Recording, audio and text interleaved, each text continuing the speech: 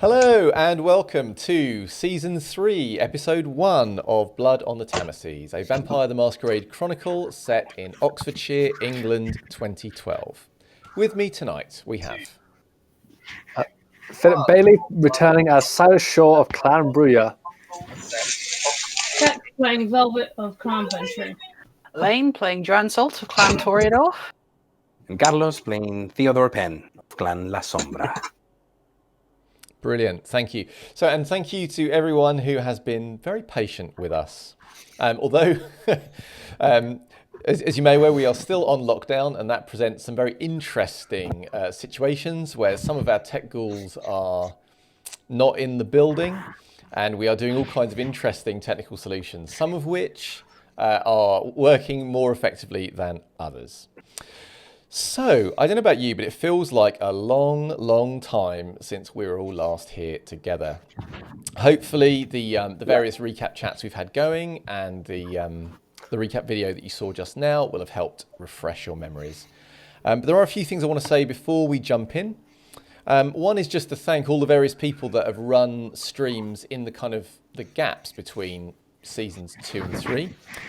So obviously within that I would include Carlos for the wonderful one-shots for 7 that he did historically, for Titus for the Manchester Requiem, and of course in those and in the memoriams that I ran we had a huge group of amazing players from all of you out there, so thank you very much.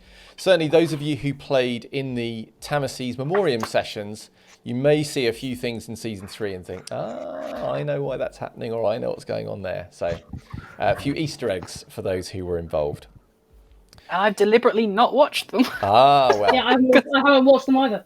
Yeah, because otherwise I'm one of those people, I can separate spoiler stuff, but it'll be hard. It's going to be difficult, yeah. No, I quite like that. I couldn't. I had to watch every single one, and honestly, I thought everyone was absolutely phenomenal. Yes. Thank you so much for joining in. I loved watching all of you, all what you brought to the table, and all the ammunition you've given Peter and Cast to throw at players in the future. Yeah, I mean, I definitely think we were really blown away. No, they didn't need any more. Kind of committed to that. So this is also Dylan Appreciation Week, we should briefly mention. If any of you are a fan of Mass Effect 2, like I am, Dylan is effectively the villain in Mass Effect 2 this time, and he is occasionally going to assume direct control of the stream and my computer remotely, so we'll see how that works out. It also means I'm going to be even more polite to him than normal, because otherwise terrible things may happen. So, well... The other thing to kind of talk about, going back to the game before we jump in, is how the impacts at the end of Season 2 might affect some of the mechanics in Season 3. So one of the first things I want to mention is, in Blood on the Tamesis, the Chronicle tenets, 2 of them are unaffected, the serve not the beast and bring no shame upon your blood. They're happening as normal. However, there is a conviction which is be true to your lord. And that's going to work a little bit differently for now. So, spoilers obviously if you've not seen Season 2, but Prince Drogo is dead. And because of this, there is no Lord of Oxfordshire in a complete sense. So for players, if you have a knight you are directly serving, or a sire, or someone like that, they can still technically count as your lord, but the prince does not, and the prince's laws do not. So you have a lot more leeway in naughty things you can do and not get stains, because Drogo is no longer around to be upset by the things that you might do that are This is wrong. deeply satisfying. Yes. So I'm going to do a quick kind of recap of where we were in a moment, but just kind of mechanically speaking, can we get a quick sense of where the players are in terms of their physical health, their mental health, and their hunger? Let's start with you, Silas. Well, Silas is currently on hunger 1. Physical health, absolutely nothing, not scratch on him. Mental health, he is fucked. 4 aggravated willpower and 1 superficial damage. Beautiful. My willpower track is full. Excellent. So that means, for those of you who are wondering, that Silas is essentially broken. He's broken mentally, and that means that SPCs and players can have great fun at his expense. I mean, they'll rally around and they'll help him through this dark time. Right, how about you, Velvet? I think probably as per usual, he's physically fine, he's mentally fine, he's not that hungry because hunger is too. As per usual, other people do things on his behalf, so he's good. So he's cruising through unlife as usual. Excellent. All right, and Joanne, how about you? She's actually pretty okay on her willpower. She's only got 1 superficial, 2 aggravated, 1 which she refuses to heal because... Yeah, because teeth, yeah. Hunger 1 with a potent blood bag stored up. Yes, you've got some blood in your pocket. You're ready to hit the town. It's all good. And Theodore, how about you? Oh, Theodore is nice and dandy. He, other than the 1 aggravated willpower damage that he got, sort of socially dueling Naoto a while ago, everything else on his willpower track is empty. So yeah, it's pretty okay, physically okay, and at hunger 1. Excellent. And the last thing I want to check in with you players is if you have ambitions or desires, or desires that you want to tell me about and the audience. So something, for those of you watching along, we always play the mechanic of ambitions and desires, but it's something that I realise we don't always make clear to you. So we thought this season we might try making it so that you at home have an idea of what the players are trying to achieve. So even if they're not achieving it, you might have an insight into why they're behaving the way they are. So let's go in reverse order. Theodore, any ambitions or desires to share? So yes, Theodore had at some point a very clear ambition, but after those conversations on lordship with Velvet and the recent events, his ambition has changed, and now he wants to help create an independent Oxfordshire. He did not care for the way Helena treated the kindred of Oxfordshire, in particular the Herald, after she won the duel. Having a champion, the duplicity. There are many things that are very dodgy from Reading's prince. So Theodore wants to make sure that she does not get a hold on the city, just as he let the Sabbat get a hold on Tokyo. I'm glad to see the Herald is getting some sympathy. Yeah, it's not sympathy. He's a citizen of Oxfordshire, so it's my duty to take care of him. The desire right now, his immediate desire, is to know what's Sir William's opinion on Helena and whether or not he will join Theodore in his cause. Okay. This is not revolution, this is evolution. All right, Joanne, how about you? Do you have any ambitions or desires? Kind of want to keep the ambition a secret because that's fine. Going to change literally the entirety of how people see me. Yeah, it's okay. That's fine. Current desire is to go to Serenov, cash in that boon. Cool. And Velvet, how about you? So obviously my ambition is to shiv my sire repeatedly. Yeah, I've always maintained the same desire, which is all Adam all the time. Nice. That hasn't changed either. Good. So. And Silas, how about you?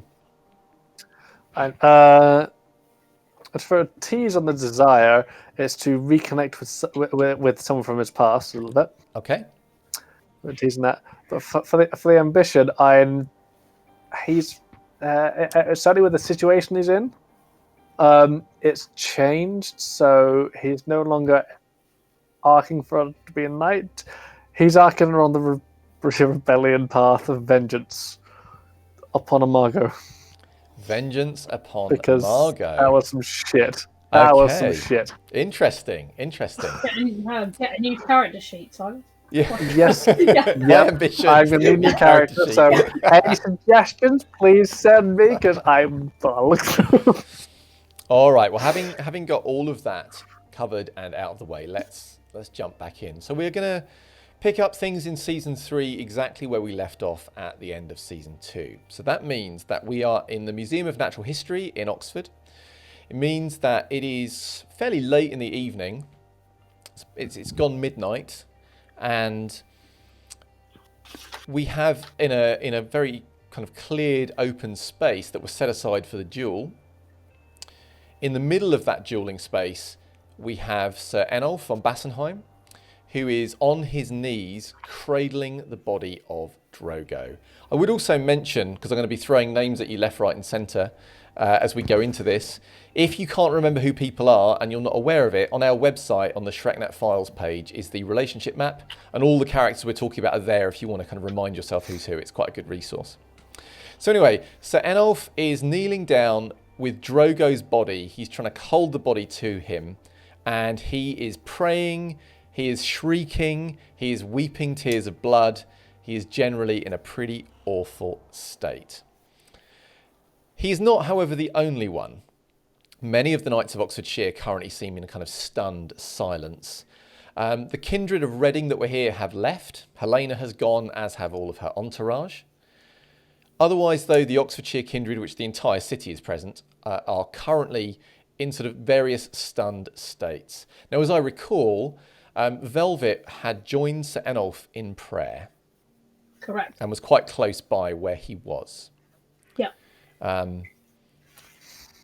Theodore was standing quite close to the kind of edge of the dueling circle, if I recall correctly. Yeah, I was standing. Like Theodore was standing near where Silas was, close to the sword of Drogo, where it lay. Yeah, so Drogo obviously cast his sword and his shield aside at one point when he let the beast fully out. And they are where he cast them. So his sword is laying on the floor. Silas, if I recall correctly, has sunk to his knees, overcome by the horrors that he has seen around him. And Joanne is not quite so far forward, I imagine, and is standing in a sort of... No, she's a fairly not neutral doing a space. Barnaby and not kind of disappearing, but just observing. Yeah. Doing a Barnaby. Okay. Sorry.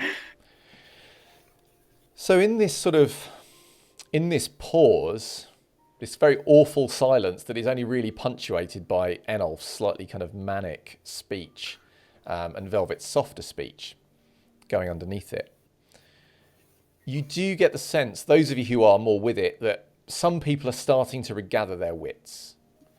Principally, you will note that the Herald and Sir William look like they're starting to kind of go out of that kind of silent, kind of slightly head-bowed position into doing something.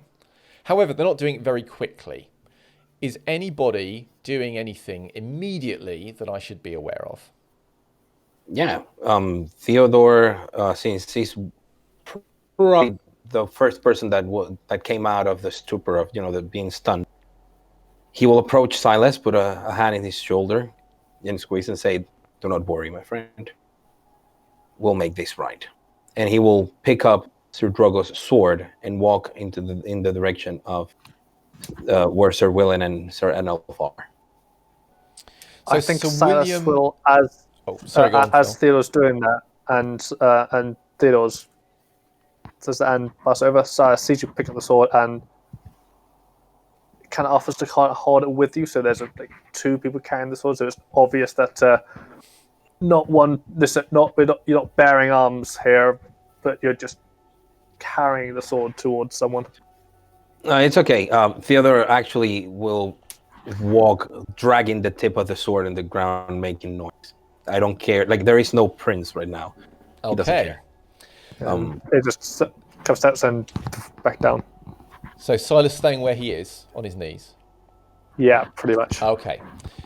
So Theodore, you will be aware when you pick up Drogo's sword, you do gather some attention from people. Mm-hmm. And as you start to walk... Now, Sir William and the Herald are not in the middle of the circle. They are on the kind of opposite side of the circle to you. So I assume you're just crossing the circle with the sword towards them. Yes. It makes an awful screeching noise that goes on for a considerable time. Because Theodore's not running across the circle, he's walking.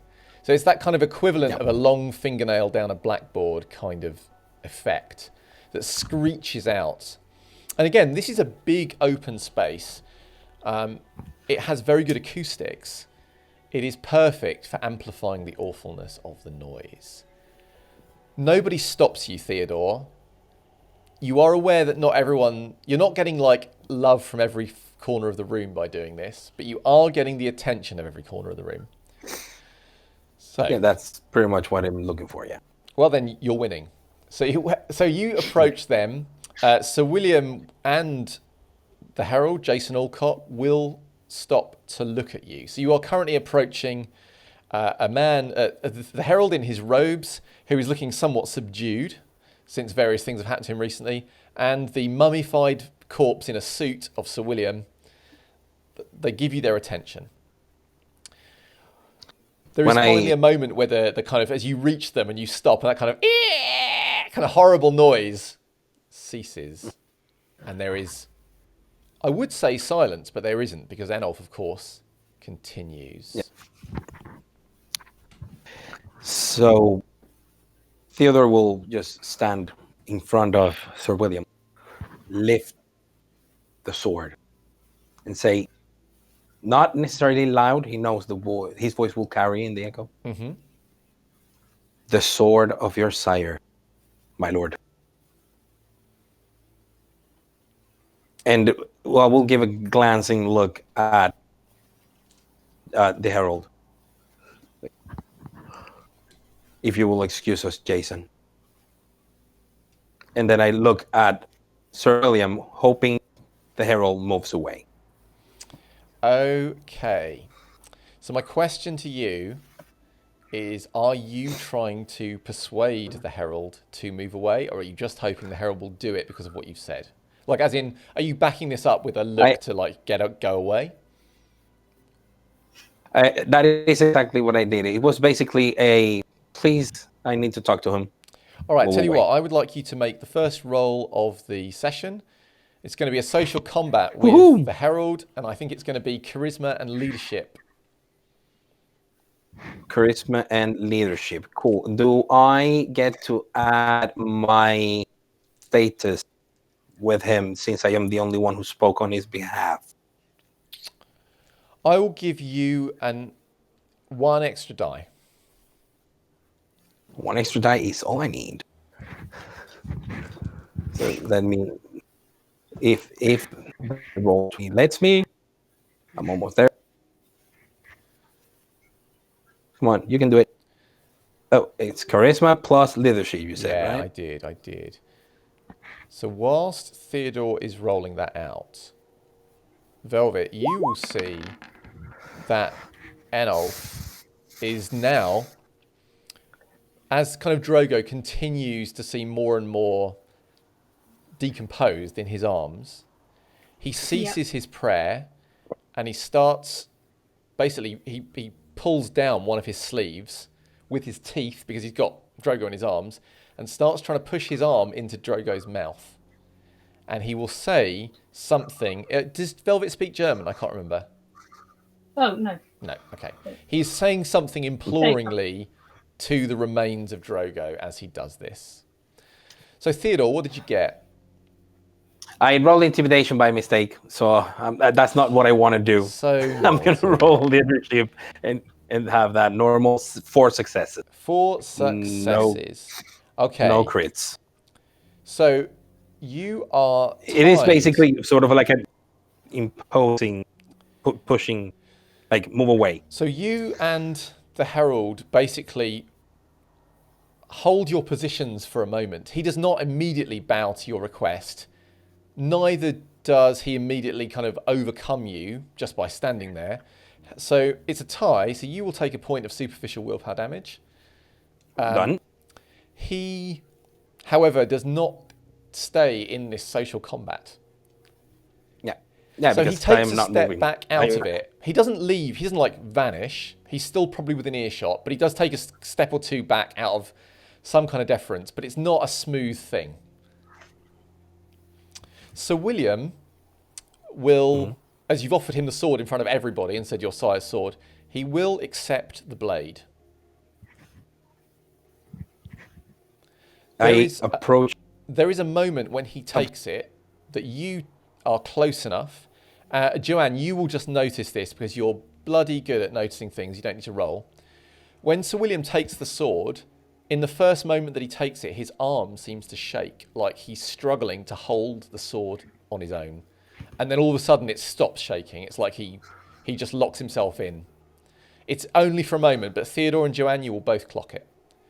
But then he will accept the sword from you, and then he will move it to a position where you can rest it on the ground, kind of, and put one hand on top. And I Theodore will approach him, like leaning towards. So even with the herald nearby, he just said, "May I request an audience with you as soon as possible?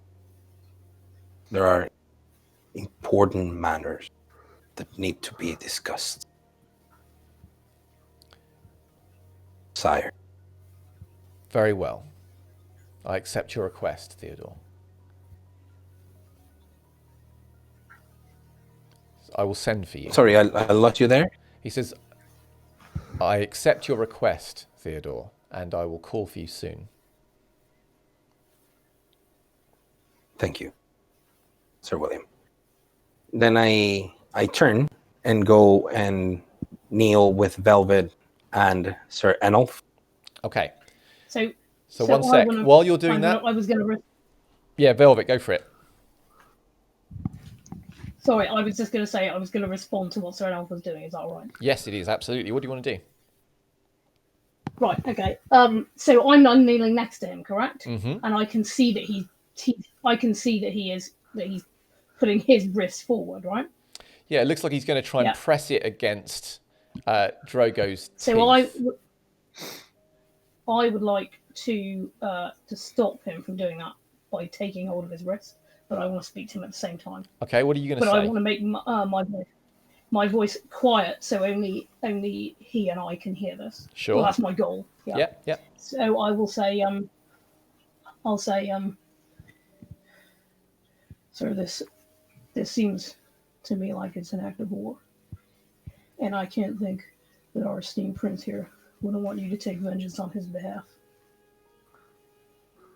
And it is absolutely, you are the best man placed to do it. There is no honor in this. There's no honor in what's happened here. Someone needs to teach Helena a lesson. She's not the Lord of Oxfordshire. So you're trying to stop him from feeding Drogo, is that your aim? Trying to stop him from feeding Drogo's blood and pull him into something where he thinks that he should go and take some vengeance on the court of Reading. Excellent. I would consider this to be a manipulation and persuasion roll. Okay. So you can make that for me, and I'll check back in with your result in a minute. Sure. So while all of this stuff is going on, Silas, you're on your knees. You become aware that someone comes and joins you, knelt down on the ground. And after a moment, you will realise that it is Sir Gansuk. He doesn't say anything immediately. He's just he's kind of mirroring your posture, but he's alongside you. So William and the Herald will start to move towards the middle of the circle to try and get people's attention. People with politics in their arsenal will note they do not move to Drogo's throne to make this announcement. They just go to the middle of the dueling circle.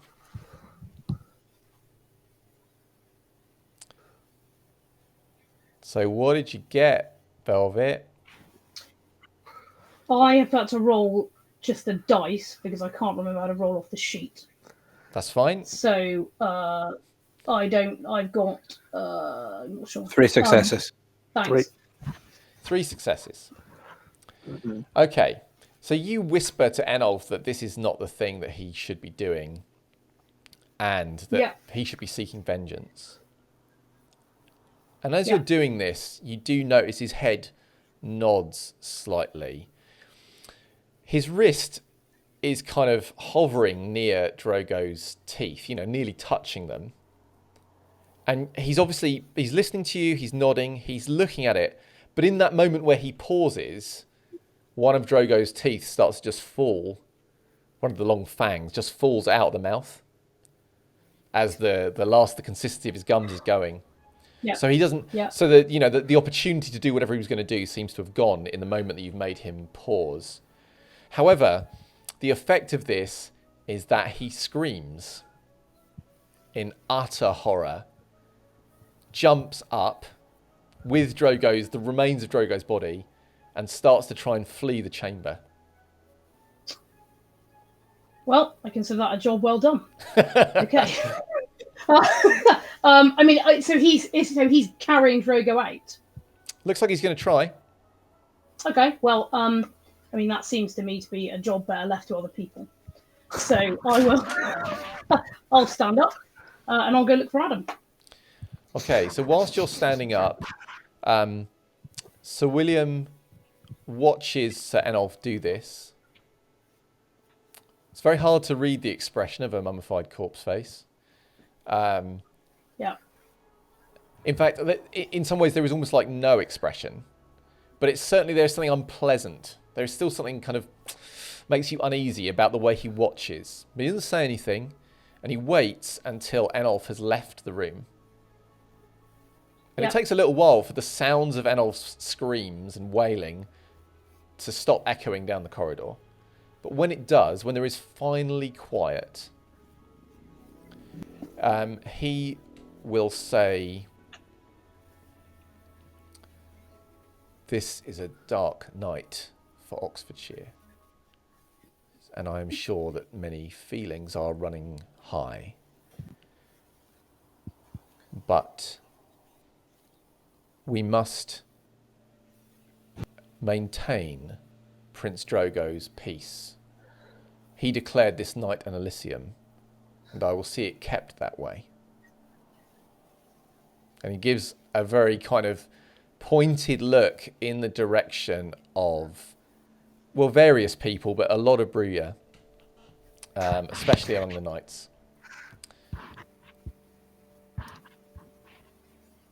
And the herald will then say, "It seems appropriate that after the many hundreds of years Prince Drogo has given Oxfordshire, that we give him a time of mourning, and we keep our beasts in check, and that we keep respect for one another." There is the sense, for any of you with any remote empathy, politics or whatever, no one is particularly acknowledging this, but no one says anything bad either. There are a number of glances passed between people around the room. And then Sir William just says, "Let tonight be a night of peace. Return to your homes. Consider what we have all lost tonight."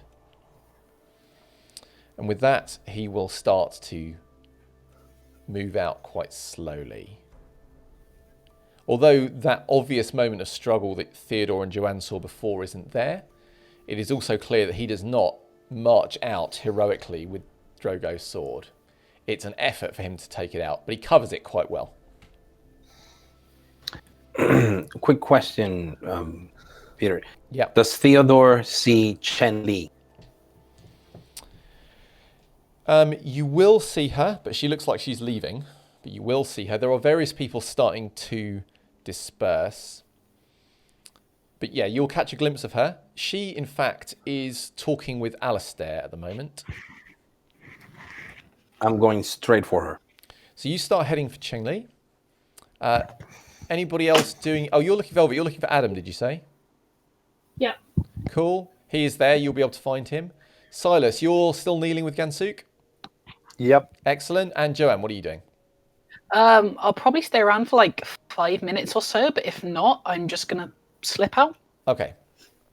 So you hang around and just see what's going on. So I'll come back to you because you're kind of observing the room. Like, look around, see what's happening, see if anyone wants to see me. If not, sure. I'll come back to you in a moment. So let's start with you, Silas. So Gansuk, After a while of being quiet like you're quiet, he'll look at you and say, "You see, I told you everything would end in 2012.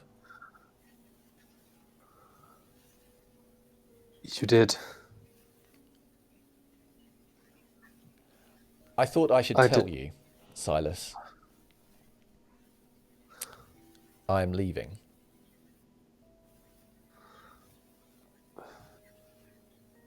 When would you leave? Tonight. There is only death Where will here you go? in Oxfordshire now." When you say, "Where will you go?" he smiles at you slightly. It's not a very lovely smile, but he nevertheless smiles at you, raises a hand, and then brings it to his nose.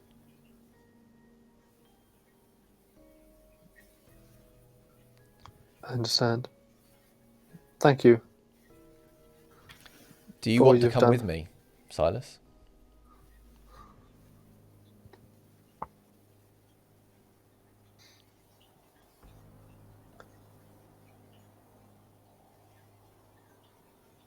I don't know.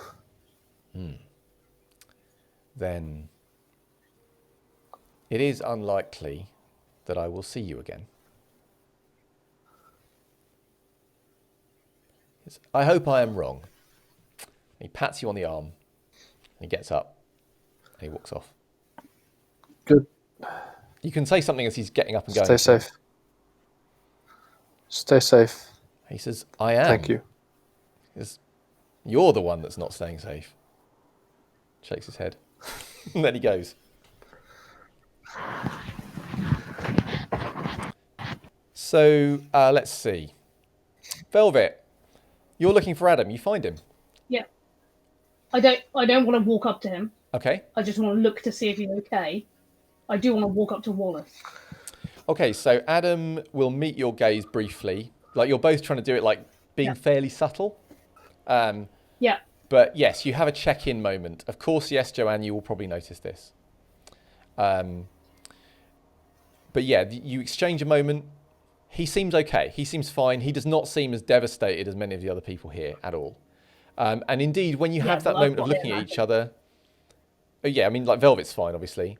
When you make eye contact with each other, there is also a sense of reconnection or reassurance that you draw from that. Yeah. So you are heading towards Wallace. Now, last you left Wallace, he had been shoved aside by Sir Enolf as he dashed forward to Drogo. And you will see that by now... a great moment in my dreams. Yeah, you'll be thinking of it a lot. Yeah. Wallace will have sort of straightened his jacket by this time. He is doing a bit of a Joanne, actually. He's kind of watching the room. He's not yet gone anywhere or done anything, and he will see you approaching. So, yeah, he will regard you as you approach. Okay. What are you going to do? Well, I'll talk to him. Sure. I'll say, sir, are you doing okay?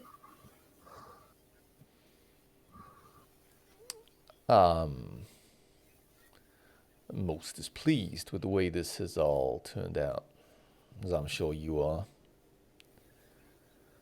Yeah, absolutely. He looks out the way that kind of Enolf left, and he says, I do appreciate you keeping your feelings contained, however. Well, it occurred to me, sir, that it didn't really serve any purpose to be clear about it. But I was wondering if you had any thoughts on what Helena said. Do I have thoughts on what has happened? Well, of course I have thoughts, Philip. But they are Maybe a conversation for another. not to be expressed tonight. But don't you worry, I'll be coming by to see you soon. There are lots of things we need to talk about. Well, I'm sure I'll look forward to it, sir.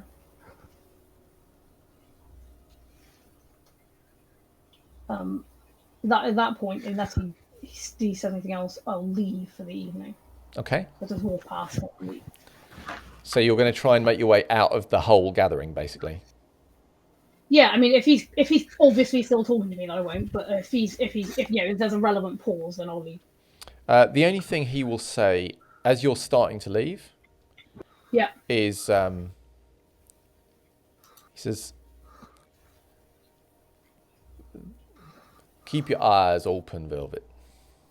I want to know what they see when we meet." all right, I'll do that. Okay, and then you leave. So, obviously, we've briefly lost Theodore from proceedings by the look of it. I'm here. I'm back. He's here. He's here. Good. All right. So It's Theodore. just my video. Yeah. Okay. So I'm gonna carry on with you then as best I can. So you are approaching Cheng Li, who is talking with Alistair. They seem to be in quite close consultation, but it looks to you as you're approaching like a hurried one, like they're exchanging something very quickly before parting company.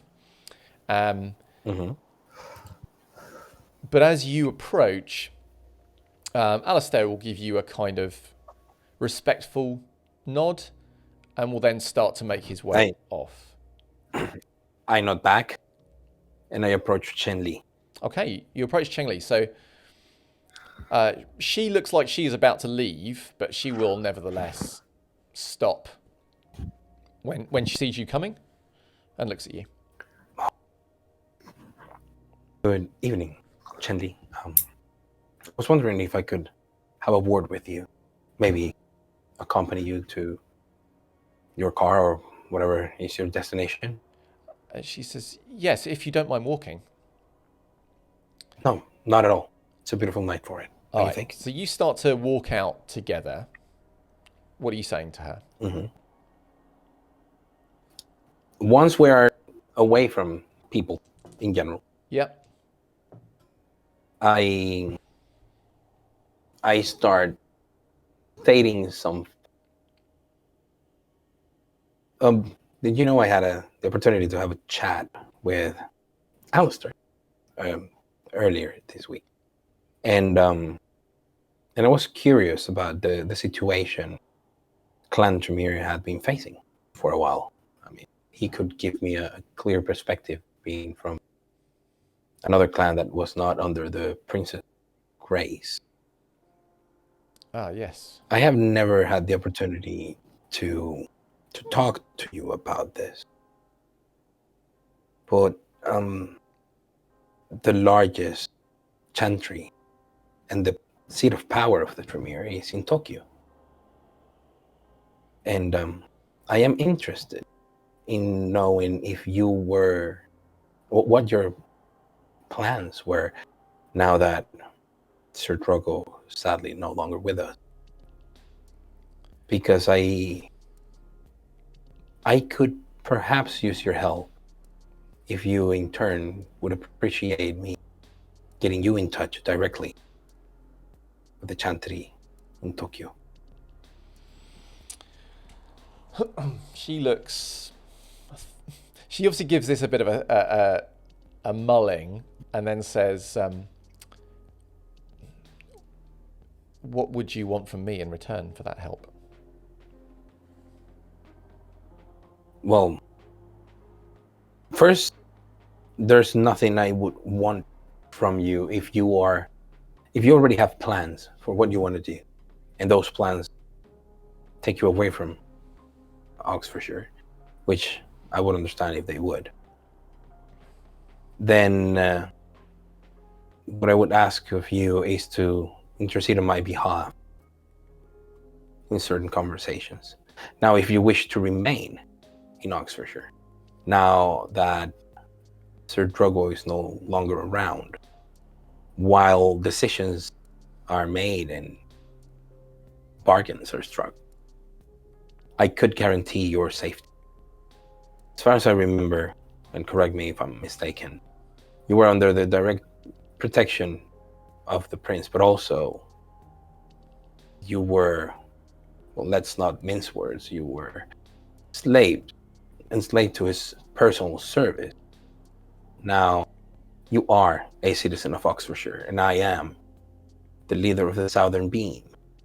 It is my duty to ensure the safety of the kindred of Oxfordshire. So I would be more than happy to make sure that no harm fell upon you, and perhaps help you regain in Oxfordshire a seat for the Tremere.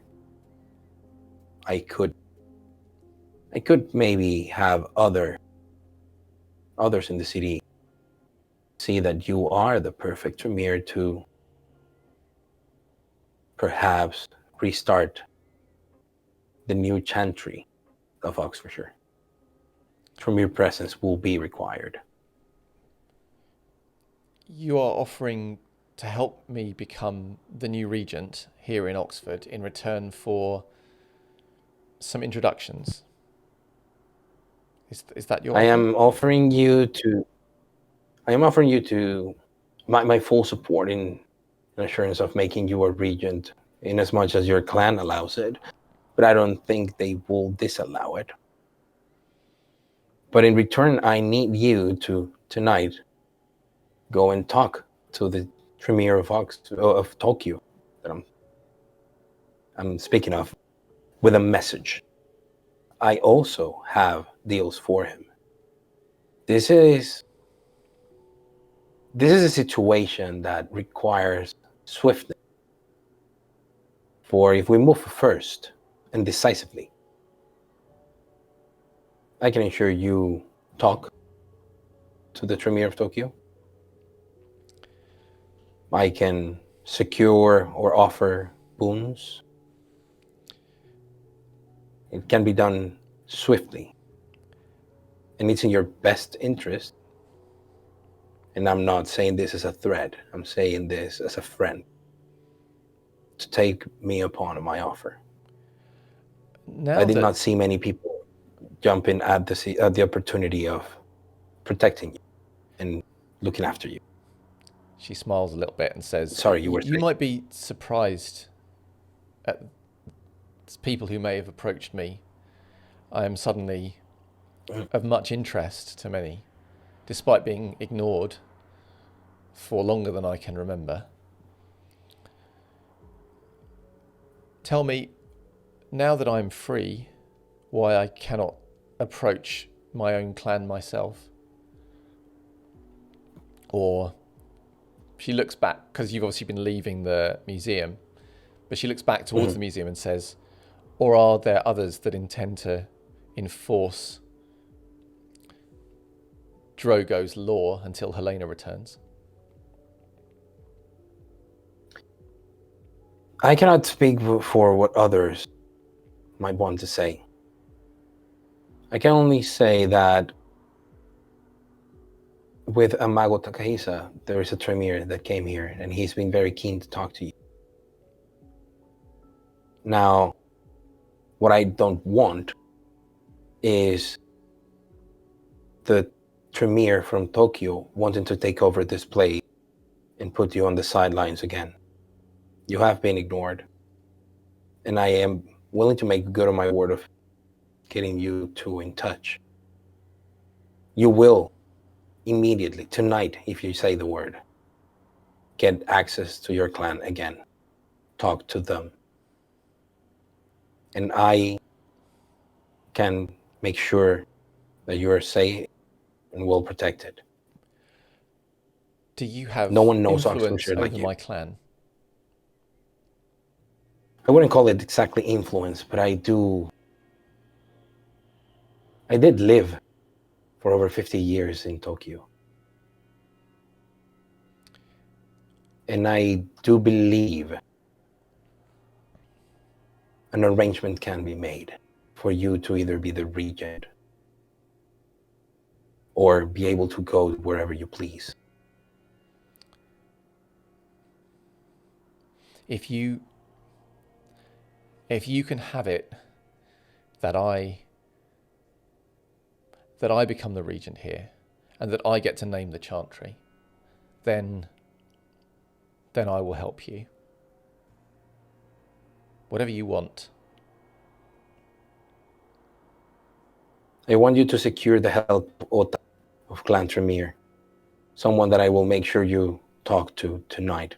I also need to talk to him tonight. I will need help for the glory of your clan and for your chantry, Regent. Give me a means to contact you. Sorry? She says, give me a means to contact you. I gave her a means of contacting me, but I suggest that the best course of action right now is for me to escort her all the way to the person, to the place where Ota is. Okay. So they meet tonight. So as you're escorting her towards the exit, and I believe, Velvet, you are making your way out as well. Is that correct? Yeah, although I'm imagining I have to do that with Seth. In theory, yeah. Do I? But Seth... Yeah, okay. Yeah, well, I mean, I might not have found him, I guess, or yeah. Seth is currently with Sir Rafe, just so as you know.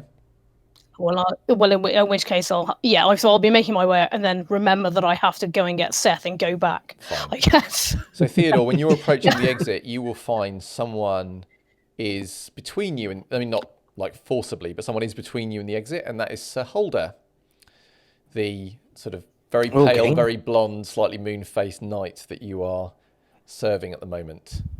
And she says to you, do not leave yet. And then she says to you a beat later, yes, Sir Holder. Gather the others. Understood.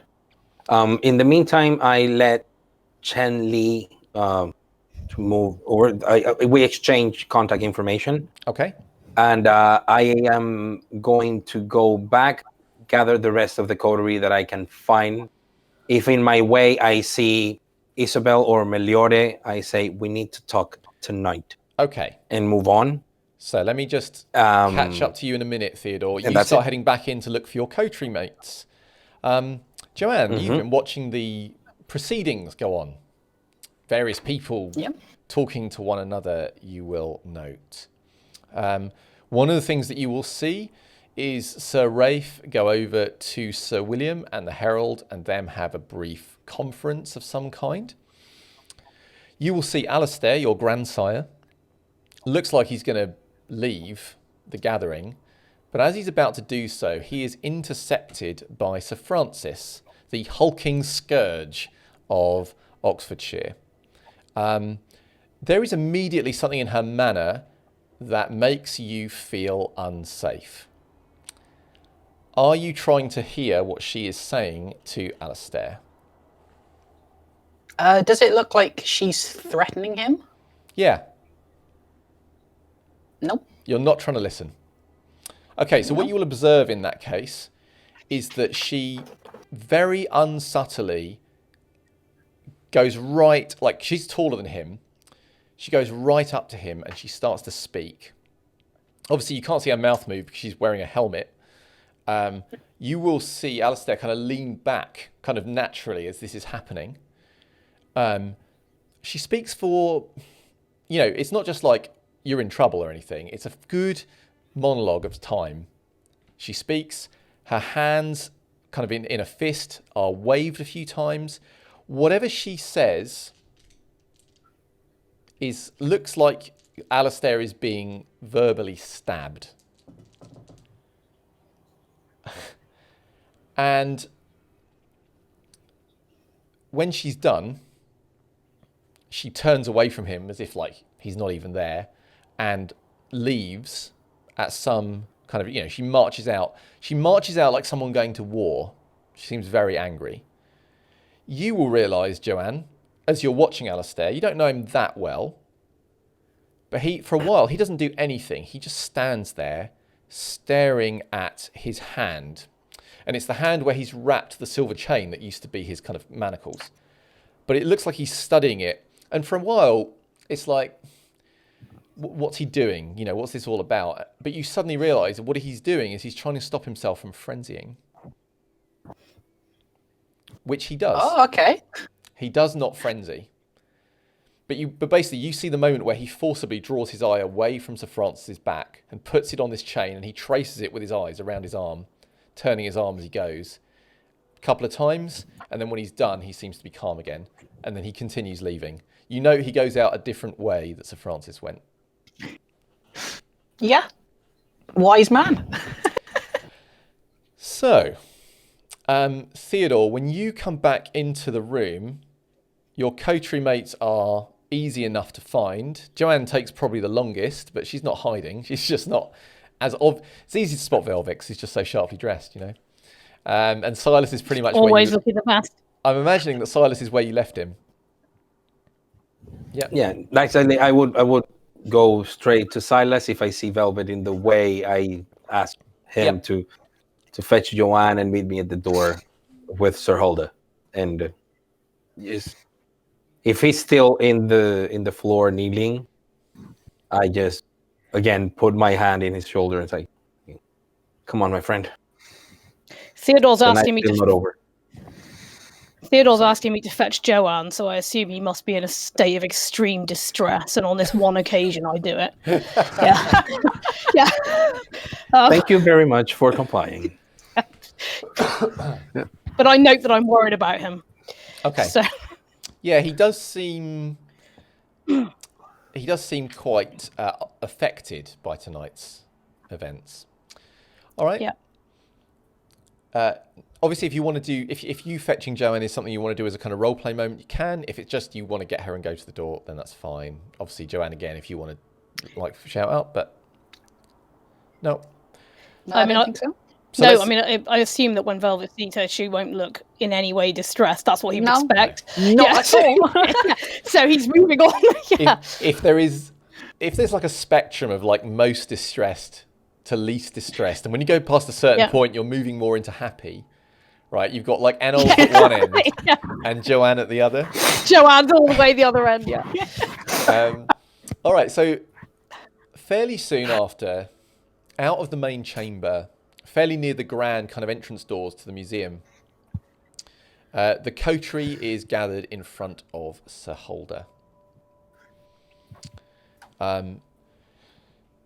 She says,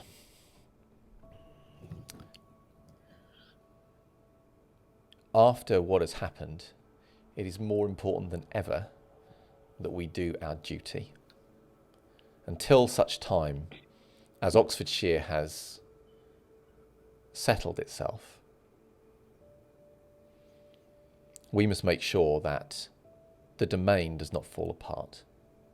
I expect you to do your duties even more thoroughly than normal, and I expect to hear from you, each of you, every night.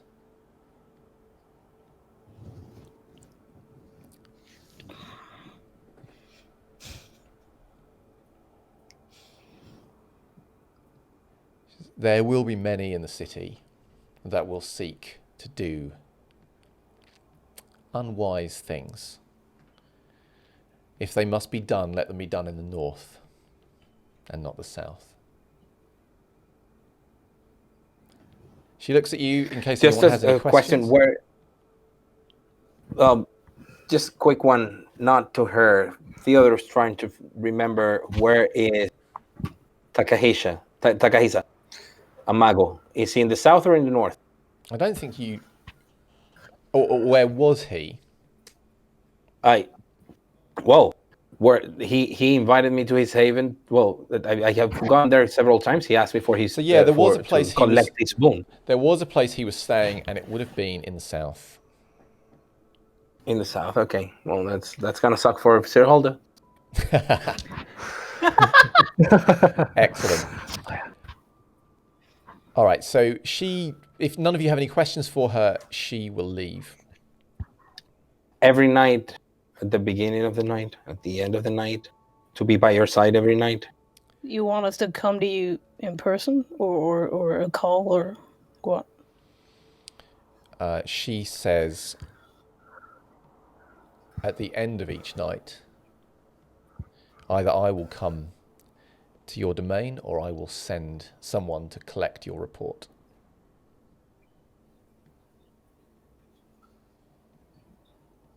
End of each night. Understood. Can I have a word with you, She nods, Sir Holder? gives you her full attention. I assume you're wanting to move away from the rest of I the look at- Coteries. Yeah, I actually just look at the rest of them and say, we should start making arrangements and going back. So I'll meet you outside. Well, I have to take my brother home, so I'm going to go do that, and I'll meet you back at the house. See you at the Haven. All right. My uncle. Sil- Yeah. Silas, could you please drive Joanne back to the Haven as well?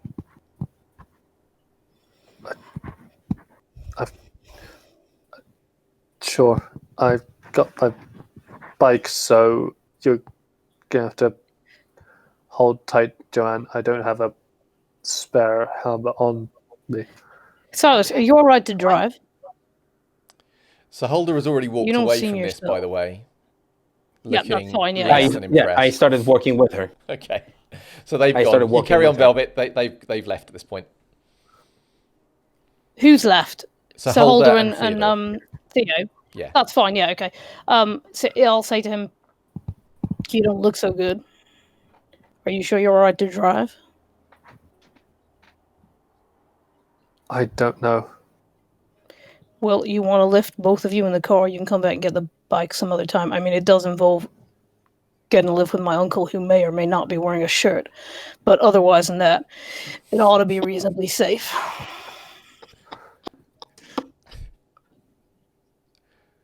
I mean, I'll accept. All right? Well, we're all heading the same place. What about you, Sauce? I think I might need to just need some time to clear my head on my own. All right. Okay. All right. Well, I'll leave you to it, and I'll take Joanne with Seth. Okay. So Seth will come to find you at some point. He looks a little bit like he's full of energy. He looks a bit kind of like he can't quite keep still. And but he does look quite serious for Seth. He comes up and he's like, Okay. oh, obviously, Jan, you're with Velvet, so you'll probably catch this. Velvet, I won't be going back with you tonight. I got some things to do. Oh, all right. He leans You doing all right? He leans in. And he's, oh, I'm fine. I'm fine. Look, have you got my gun? Or have I got my gun? I can't remember. Neither can I. Damn. You want to come check the car? Yeah. I mean, I assume I don't have his gun on my person, but it No. might be still in my glove compartment. I mean, if Yeah. you had, you'd be breaking the rules of Elysium, Yes. and it'd be risky. But yeah. Okay, so you go to your car, and you open the glove compartment. Yep. And lo, his gun is not in it. I'll say, it don't look like it's in here. Do you need it? Where are you going to anyhow? Oh, I've got to attend some business. Lots going to be going on now, Velvet. Keep your head down, okay? All right. He says, I tell you. All right. He says, but other people, he gestures, like, he puts his back slightly to Joanne, but like gestures towards her and says, might be listening. And then he goes. You will catch him saying, you will catch him saying, sorry, you can say something as he goes, yeah. I don't want to speak to him. I want to call Adam to just make sure that that's not the business he's going to. Okay. Yeah. Okay. But yeah. Gotcha. Yeah. But otherwise, yeah. I mean, I'll take Joanne home. All right, so you start to take Joanne back. Is there anything you two are saying to each other in the car? I'll say, well, that was an eventful evening, wasn't it? That's one way of putting it, yes. Well, I can't genuinely say that I'm cut to pieces about the outcome.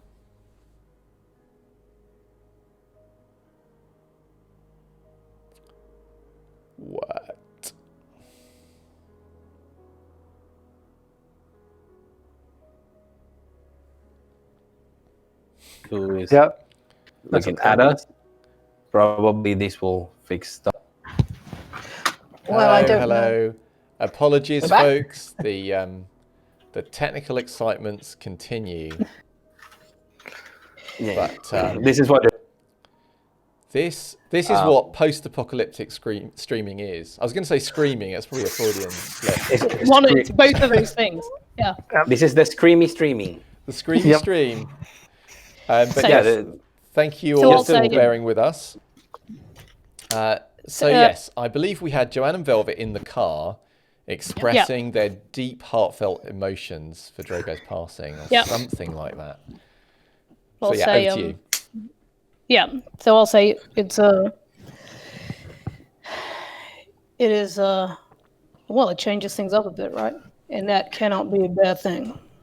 I gotta say though, for Elena, that was high risk, high reward. I mean, it's not the kind of strategy you play out unless you've got something good to gain. There's a lot of downsides, but it seems like it turned out pretty good for her. So Well, she's everything to gain and only her life to lose. well, you know what? I reckon the longer you live, the more you want to hang on to life. So that's a pretty big contributing factor. But nonetheless, I guess it affects me not that much. You know, you're switching one person who's going to tell me what to do for a different one. It don't really matter, right? So, Well, yeah, like you said, things are going to change around here now. I imagine so. But even if that's only in the fact that they either have to behave in the way they claim to or not give themselves stupid goddamn titles, then either of those things works pretty well for me. Well, we're going to see a lot of people's true natures over this next month. Yeah, and that reminds me, I have to write a series of sample reports to give to Sir Holda when I get back.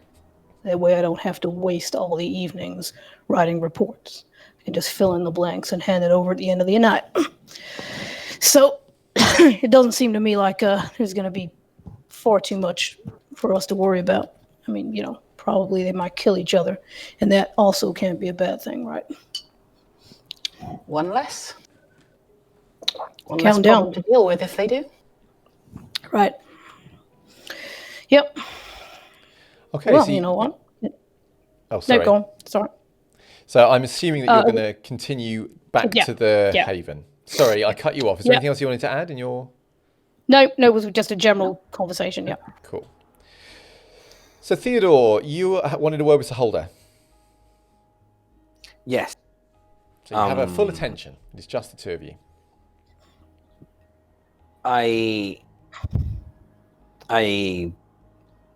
just say very briefly, like,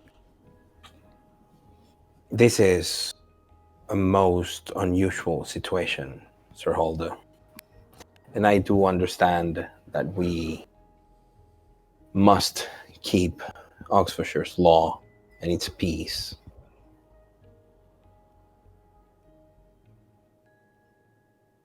You are someone I respect. I respect both your position and yourself.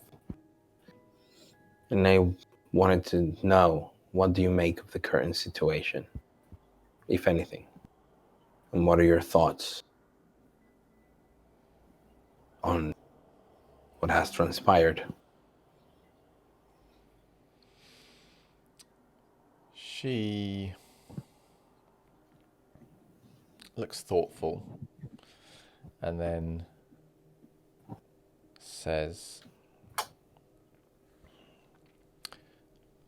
I have not yet come to a conclusion about what has happened. What I do know is that I swore an oath and that Oxfordshire needs our service now more than ever. There is a lot to think about. It is, I would say, a most nuanced situation. My concern is not for myself, but for those who are not taking the time to think. And that is where your Coterie's concern must go also. Whatever happens, whatever we all decide to do, must be must be a decision made by noble citizens of Oxfordshire and not in service to the beast. Me and my coterie will do our duty, Sir Holder. We always have. You know that.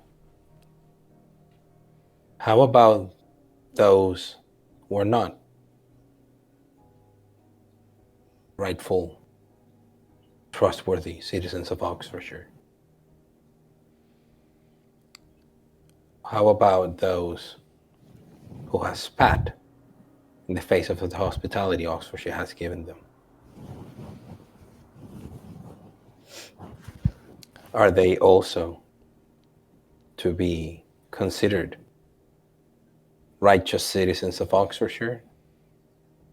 Or should they be dealt with, as it is our duty to our oath? She says any guests who have come to Oxford will be under the protection of the Prince's Elysium for tonight. After that time, anyone who dwells here who is not a citizen of Oxfordshire, well, they are not under any protection. Especially those who have insulted their host. When I was a small kid, my brother died in my living days. He died of polio when he was 12. He always had a dream of joining the army. I do remember a time right after his passing, and we were in mourning. And a man came to my house.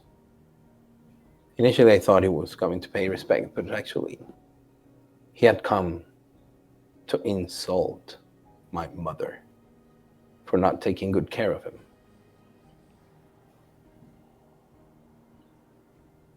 My father smashed his knee with the hammer he used to put horseshoes on our horses. But only after the man was given the chance to apologize. I do not take kindly any sort of disrespect, especially to one's hospitality. And you have always shown me the truthful way in which we should conduct ourselves. True to our oaths, true to ourselves. So since it's part of our oath. In my experience, people obey the laws of this domain because they are firmly enforced. Agreed. But in the spirit of the oath of Oxfordshire, in which I should not pass false words between brothers, I do tell you this, Sir Hulda. I will go after the head of Amago Takahisa tomorrow.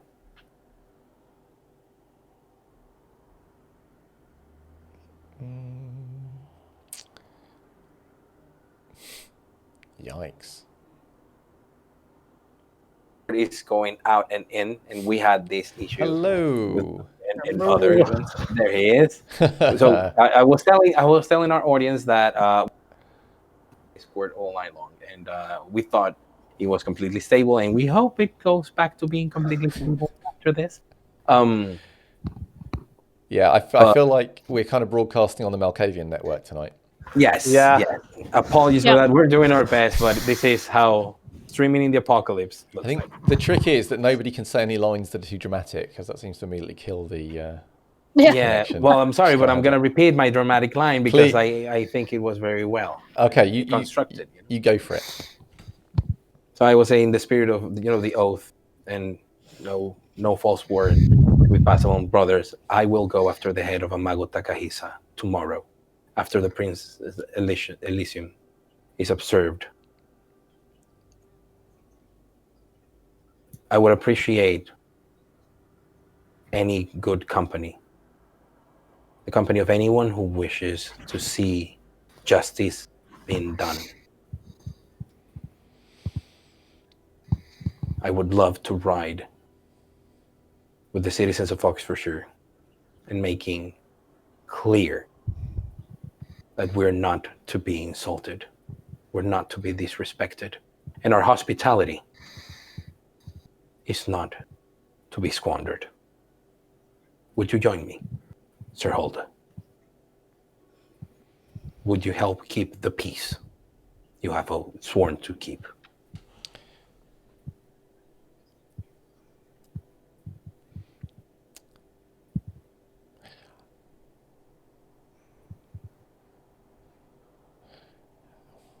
While I do not agree entirely with how things played out tonight, our prince fought a duel. A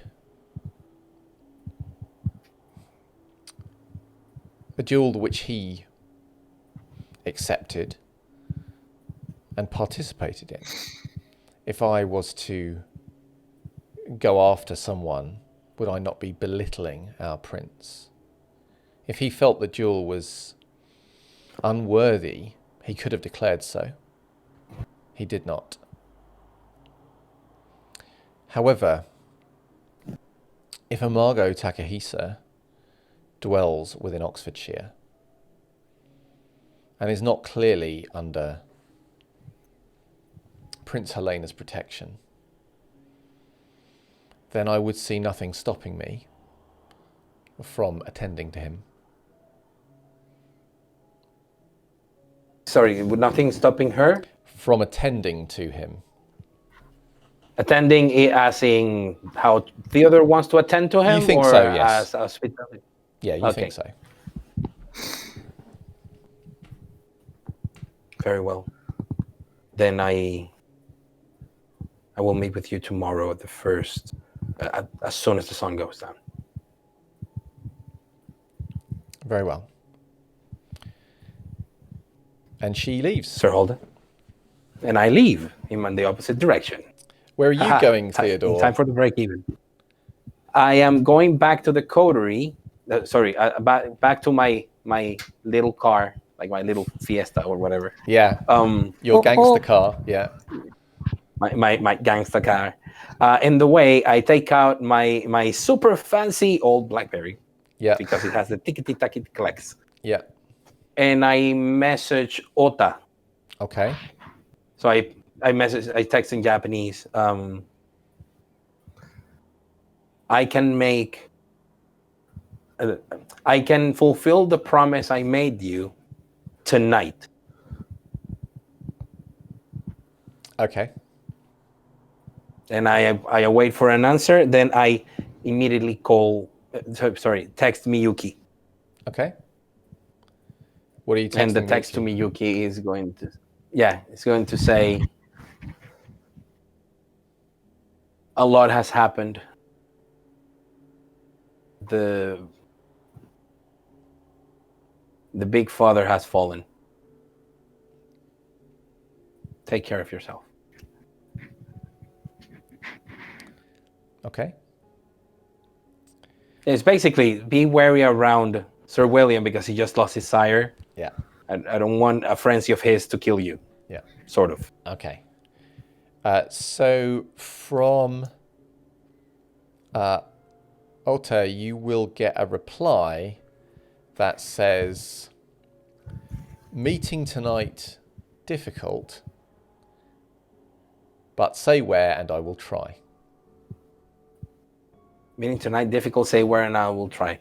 I will make it as easy as possible for him at the end of the night. Something around like 4:30 in the morning when we have a chance to talk and he has still a good hour or so. Go back. So it's something in the next 2 hours or 3 hours. Okay. So I have enough time to go back to the Coterie and the Haven and talk to them. From Miyuki, you will get a text that says, you stay safe too, or there will be trouble.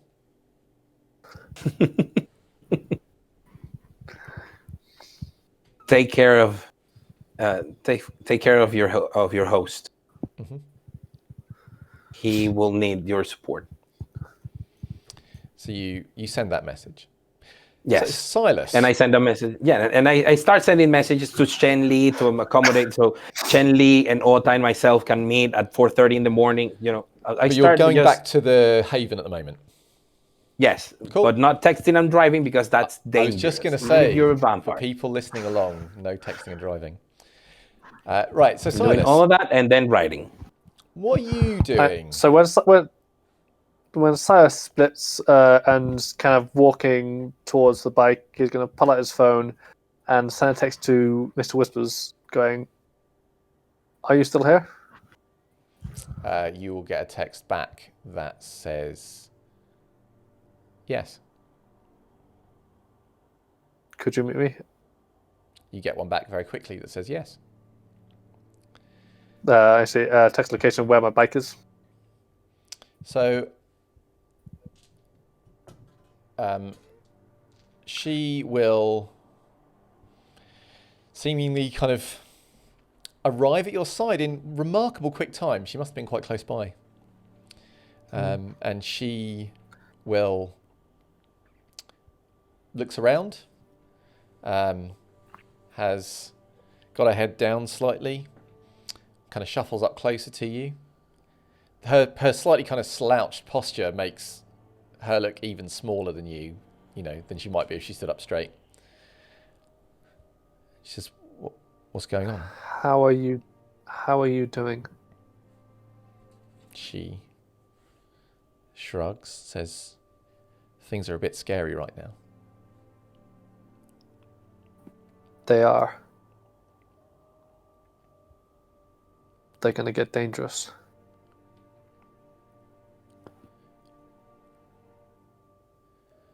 Listen, I got this weird bit of information a while back which didn't make much sense to me. I'm gonna follow it up, but well,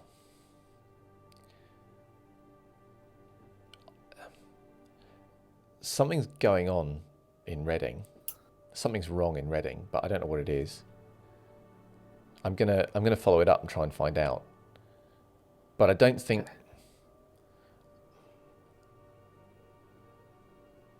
it's good. I think it's a bad kind of thing going on.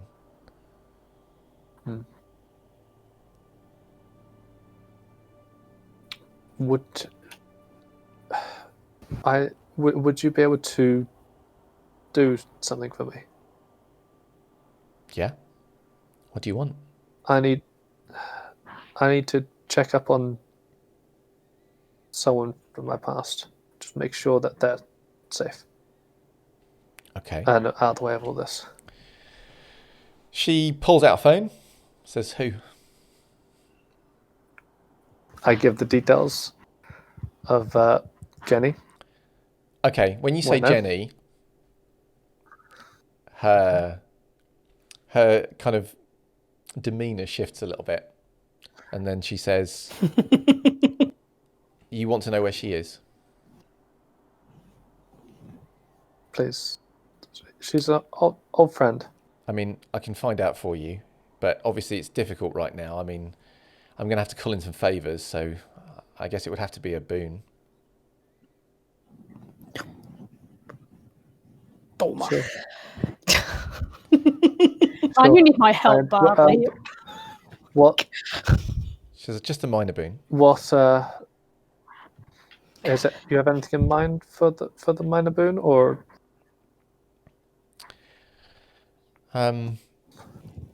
She... I think I still got the shark's helmet from the Battlestar Galactica somewhere. She says, "I think we can negotiate something, yeah." You see. Done. I'll be in touch. Won't take long. Thank you. Stay safe. She says, "Yeah, you too." She says, "And I sort of put a hand gently on her shoulder.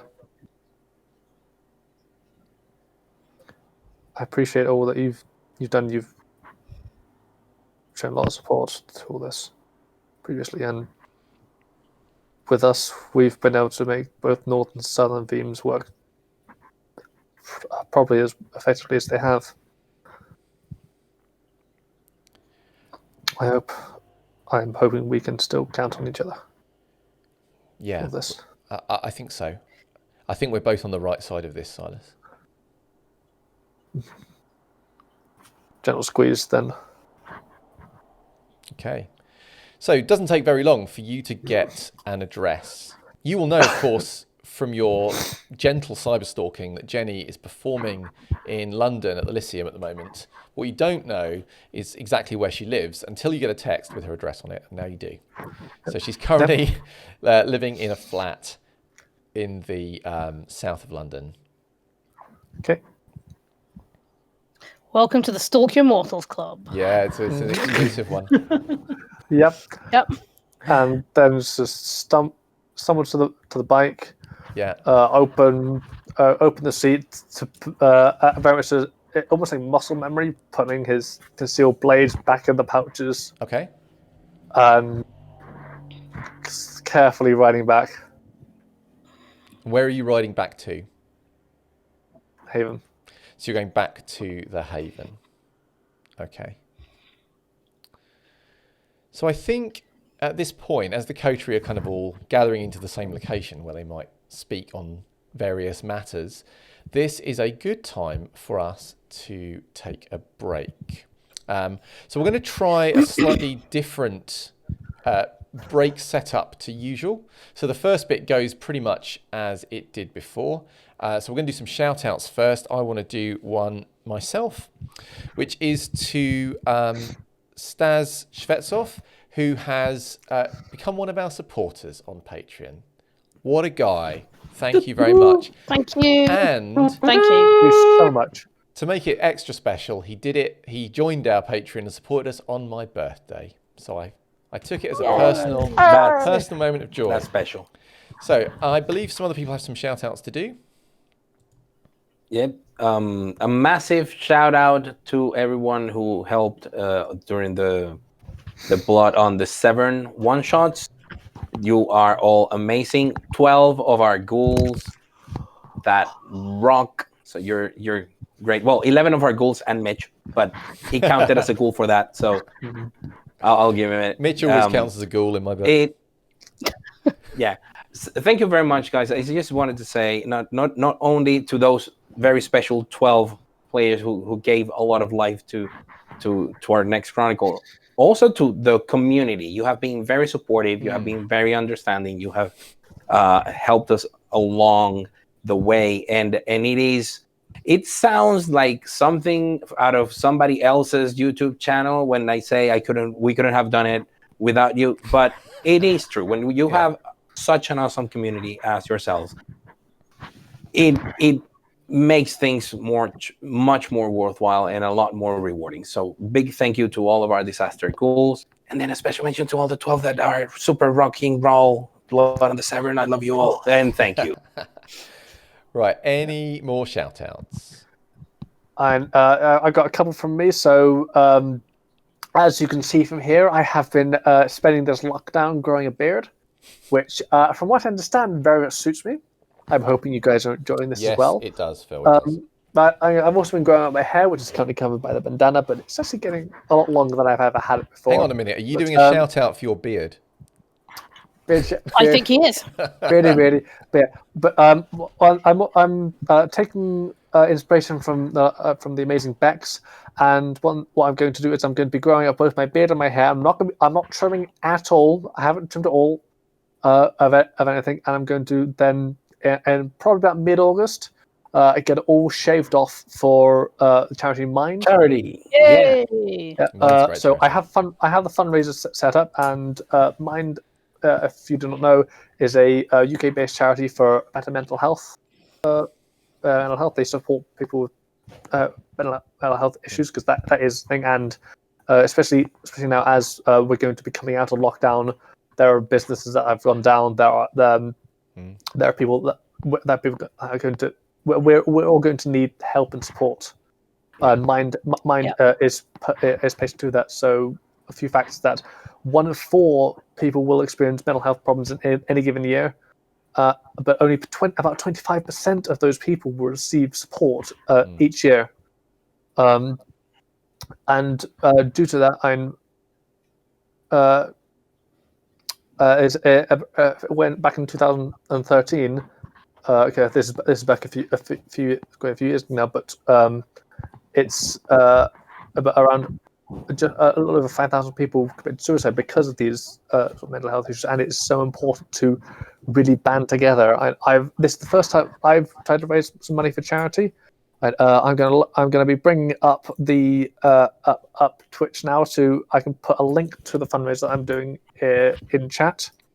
I'm hoping this works, because again, this is the first time I've done. I think I'm working through what's going on, so I believe will you work? Obviously, we'll put the link and things in the blog post this week. Yeah. And so on and so forth. Yeah, and so. Yeah, so that's not going. Okay, I can't see. Okay, well, you can worry about that. We'll do it later. Any other shout-outs, Phil? The other shout I've got is that again, I think one of the things I said on the Thames years ago, but one thing that might be remains is that one thing is that I had in my life with these scars on my face there. These are actually, as of today, 15 years old. Blimey! Wow. So 15 years ago, yes, these happened, and 15 years ago, would I ever have met as many of these awesome people and having you as absolutely incredible people, having done all this? Never. Scars of stories, and thank you for all being part of this. And yeah, cool. Thank you for being a part of ours. Here with you, and for everything with mental health, my DMs they're always open.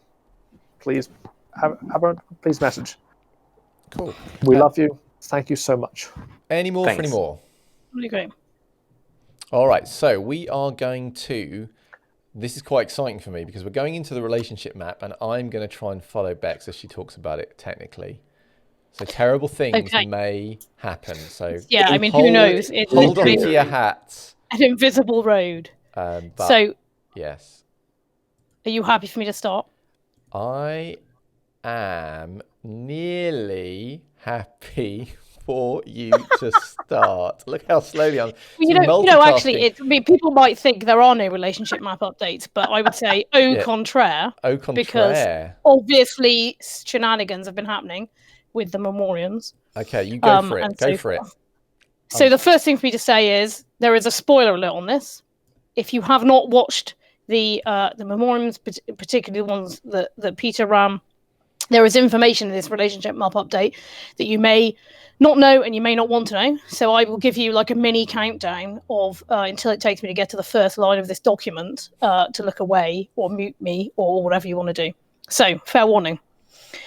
So first of all, we have added Bam and his connection as the sire of Jasmine Blanc, together with Alice's art from the 1442 memoriam.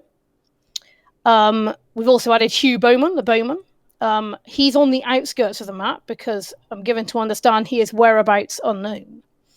He also has Alice's art, and he's tagged for the 1442-52 memoriam. I've written this down wrongly. Apologies. Always, I'm making a mistake. You've got to get one in just for tradition. Yeah, I've got to get one in. I mean, this is long, so there could be loads. But yes, it's worth me saying we created tags for each of the memoriams because then if people want to filter, they can look for the stuff that just relates to that.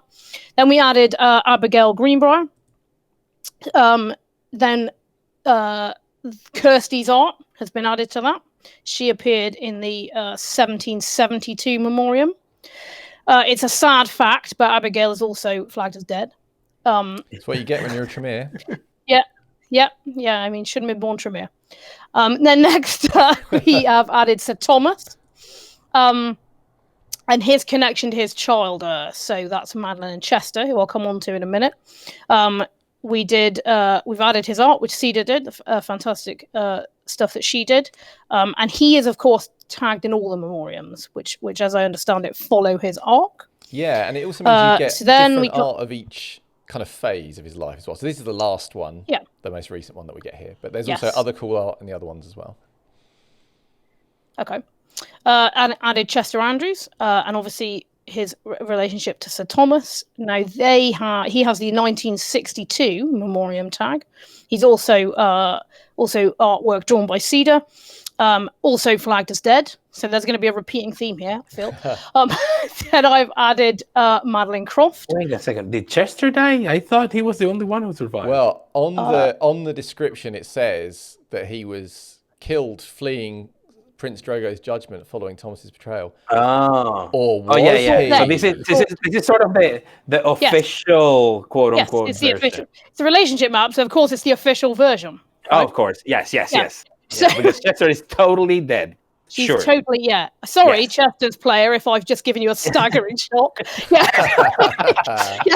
Yeah, somewhere Zan's like, Onyx must have been like, wait, what? What have they decided? Yeah. So then I went to Madeline Croft and her connections to Alistair. She's his sire. And to Marjorie, who I think is her other child. I'm not looking at the map, so somebody tell me if I've got this wrong. yes, that's true. You got it right. Yep. So there was no art for Madeline, but she's also tagged for the 1962 memoriam. Then I added Marjorie, also with Cedar's art. Whereas I've re-referenced the art because Marjorie also dead. So she's flagged accordingly. Also from the 1962 memoriam. And then Leona Ackerman, who is Barnaby's child, and Cedar's art for that, and the 1962 memoriam tag, and also flagged Leona as having passed away.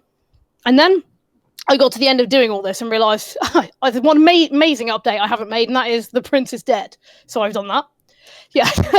And so Drogo is dead. And so I've moved Helena up to the top of the map. So there was a bit of a kind of conglomeration of Reddit. No. Yes. Sorry, Theodore. Yeah, she's boss. I mean, maybe that could be a new desire of yours, have Helena moved off the top of the relationship map. It is already my ambition. Yes. So she's now Prince of Reading and Oxfordshire. The other Reading kindred are sort of moved near to her, just so that you kind of have them all in one place. So then we are also, for each of the memoriams, the characters who were in those that were tagged in those, we've added links to those YouTube episodes for people. So they're available for you to find through the map if you'd like to. And then we had some new artwork of other people for which we had existing artwork. So Sir Francis, Kirsty did some fantastic art for Sir Francis, and that's available in Edmund's Gallery on the website. So the link over to that. And then lastly, I've kind of had a bit of a move around because the Toreador have expanded quite a lot. So there are. It's kind of you kind of had to scroll in quite a lot more to see it all now. So the Reading, yeah. So it's just kind of more spaced out. And I think that's it. Unless someone's going to tell me I've forgotten something or. No, I don't. I mean, it's possible I have. I don't think that was a good and epic. Thank you. Summing up, I believe. So we are now going to go. This is a new bit. We're now going to go into the actual break. So this is a chance for you and us to do things like grab a quick drink, go to the loo, reflect on times past, etc., etc. But we will be back with you in the next 5 minutes or so. So take a break, take a moment. We will do the same, and we will see you very, very soon.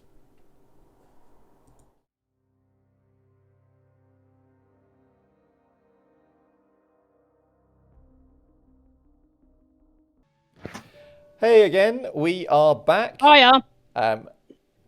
Hope you enjoyed your break, such as it was. And we're going to now pick back up with the session.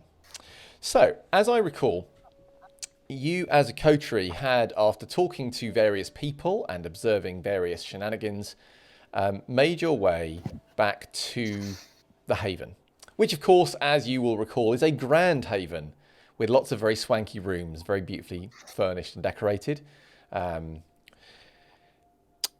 Not living in trash. You will all get back at obviously slightly different times, but you will all get back safely. What are you going to do? Well, I can presume I can check that Adam's got home safely. You can, and he has. Because you were Okay, concerned, obviously, good. that Seth was going after him. If he is, he hasn't got to The him at last the time Seth had business, Yes. then basically, yeah. Okay. Yeah. Well, in which case, then I'm gonna start typing up a whole series of reports for Sir Holder, ready to give her one every day, which will just have blank things that I'll fill in. So that's what I'll be doing when people Cool. arrive. So let us assume then that in your own time you will all eventually gather up together. When Silas gets home and parks the bike in the garage, just kind of putting everything away, he grabs the sword, and at that, it's almost as if within something snaps, and it lets almost a bestial roar and launches the sword up point first to the ceiling. Where's Okay. Theo? Because I'm behind him, wherever that is. Again, Silas be back on his own, so you I don't know if you guys hear the roar, or that. Or do you want me to make a roll for that? I mean, I feel like how assume you've this is described it, I would hear this. I'm But, yeah. assuming you are in the. Are you in the garage or in your room, Silas? Where do you keep? I'm basically in the garage workshop. Yeah, so I would assume the garage is actually fairly well soundproofed because you do all kinds of work in there that's quite noisy, and it's also removed from the rest of the house. So Velvet, you do not We've need also had the dead in there. Yeah. Okay. Hide behind Theo. So Silas, your roar will echo quite impressively in the garage, and you hurl the sword upwards, and perhaps pleasingly, I don't know how he'll feel about it, it will of course sink deep enough into the ceiling that it will stay there. The hilt will quiver in the air for a few moments, and then it will settle, suspended. And Trashing my house. And Silas will just slump it in a chair he sits in the workshop. So you're not going to join the rest of the coterie? He's not yet. He's not at this point. Okay. So if he decides, I'm in the living room. Obviously, Phil, just say whenever you want him to. I think with the time was, because when he left, I think Theo probably arrived shortly after Silas arrived, because for the amount of conversation that Theo was having. Oh yeah, that's true. Yes, Theodore will take longer to get back than Silas. Yeah. You'll see. Yeah. Okay. So Theodore, when you go and park your car up in the garage, you will find Silas in the state described, and you probably will be aware of a sword sticking out of the ceiling.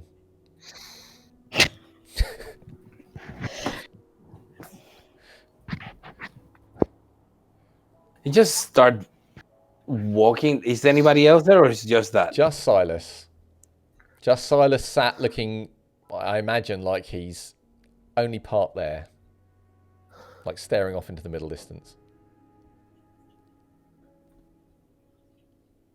Since it's just going to be the two of us right now. Oh, sorry. I think I misunderstood you, Carlos. Yeah, you think the others are back. Velvet's car is back. But it's only Silas in the garage. Sorry? You will see that Velvet's car is back, but Silas is the only one in the garage. Yeah. What I do is just get out of the car, walk to where Silas is, sit next to him, light up a cigarette.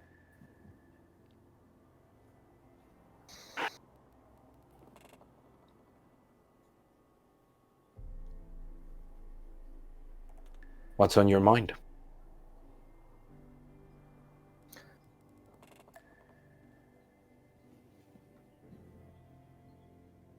That lacked honor. I thought. Yes, it did.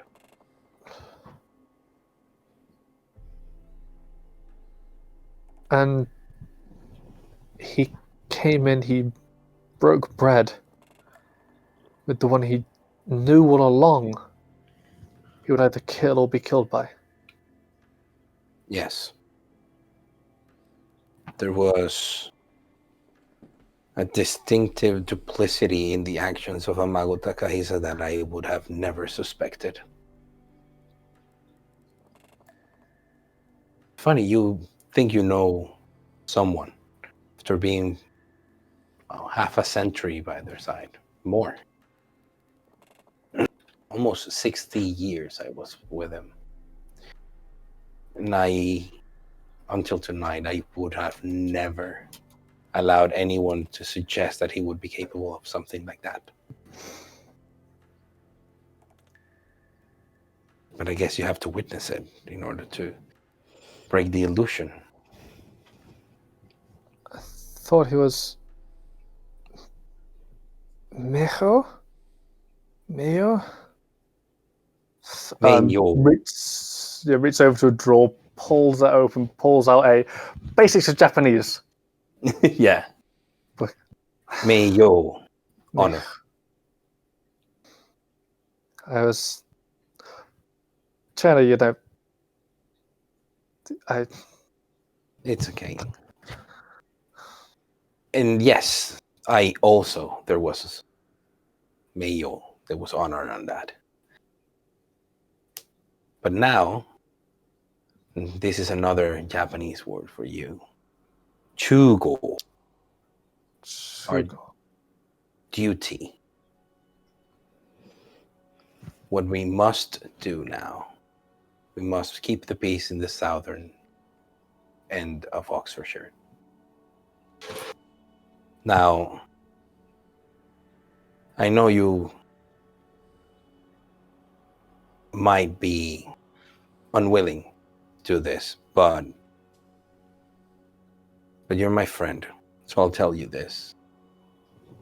Tomorrow I will be going with Sir Holda and whomever else that I can gather, and we're gonna punish Amago Takahisa.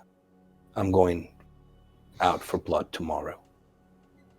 So in the spirit of our friendship, I would ask you to either help make arrangements so my absence is not noted, and should I not return, take care of Miyuki, or to come with me and tell anyone in your clan that you know is eager to see him punished. I'll slowly stand, look up to the sword, soaring up to it, grab by the hilt, yank it down. Probably, though, making quite a considerable hole in the ceiling. Mm-hmm.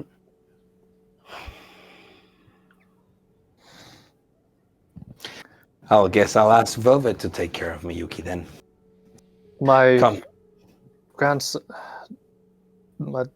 Sir Douglas, when I first met him, he told me that the rage of our clan, and that our line uses that rage, directs it to protect Oxfordshire, to serve Oxfordshire.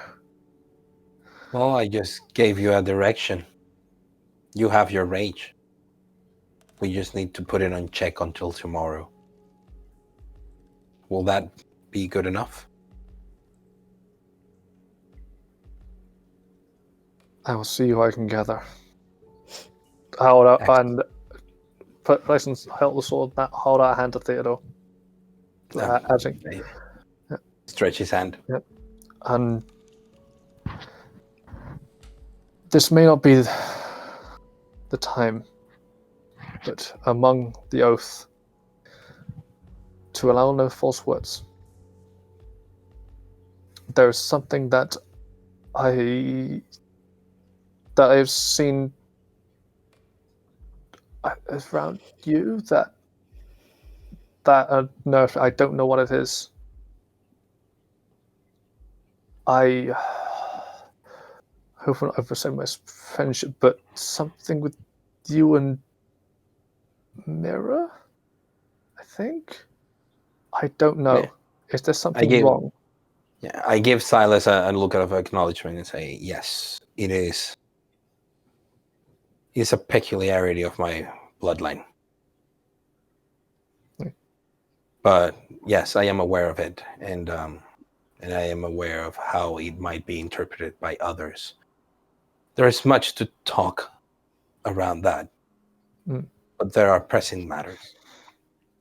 first, There are. we need to gather as many warriors to punish Amago. We need to send a message. And it needs to be loud and clear. The hospitality and the pride of Oxfordshire are not to be disrespected.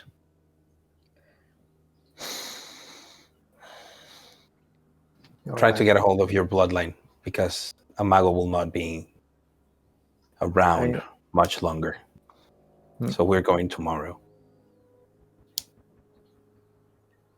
And then I just put grab him by the arm and pull him with me. So it's like, basically, let's have a chat with the rest of the coterie, and then just you advocate for the Bruja to come with me. Yep. Cool. So, I have whiskey. Can I have offered Joanne a celebratory drink? Sure. Oh, by the way, on the way, I say, do not mention a word to Joanne or Velvet until we know what they think about it. The last thing I want to do is put them on a difficult situation. Everybody follows their own path now. Yes. Let's make sure we don't impose. Theo, it's like you've grown up. So, Don't tell Mum! Joanne, you are being offered a celebratory whiskey by Velvet. I will say, I'm not entirely certain that Theodore would approve of this, so we better drink it quick before he gets back. I mean, I don't drink, but You should start. go ahead. No. Look, I'll pour her a drink, and I'll drink mine. So I'll have, at least in my tie or whatever. Yeah. While I'm writing my report for the next month. And it's a damn good whiskey. Yeah. And you are still capable of enjoying it. I mourn the fact that Seth has probably drunk, much of the good stuff, and that Theodore keeps offering it to people I don't care about. Otherwise than that, it is enough to make you weak blood. You're also relatively sure that Seth does not appreciate good whiskey, much as he drinks it.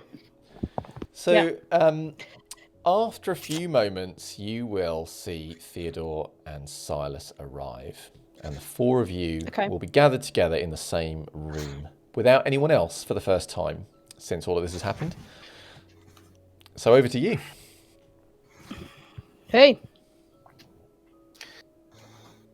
Can I have one of those, please? Sure. You Silas? I'll give one to Theo. Are you going to tell me you don't drink as well? You should start, man. I tried drinking previously straight alcohol, but it came back. Well, I know it does, but that doesn't mean it's not good going down, right? I'll pass in my undrunk glass. I'll scowl at you for giving the game away with Joanne.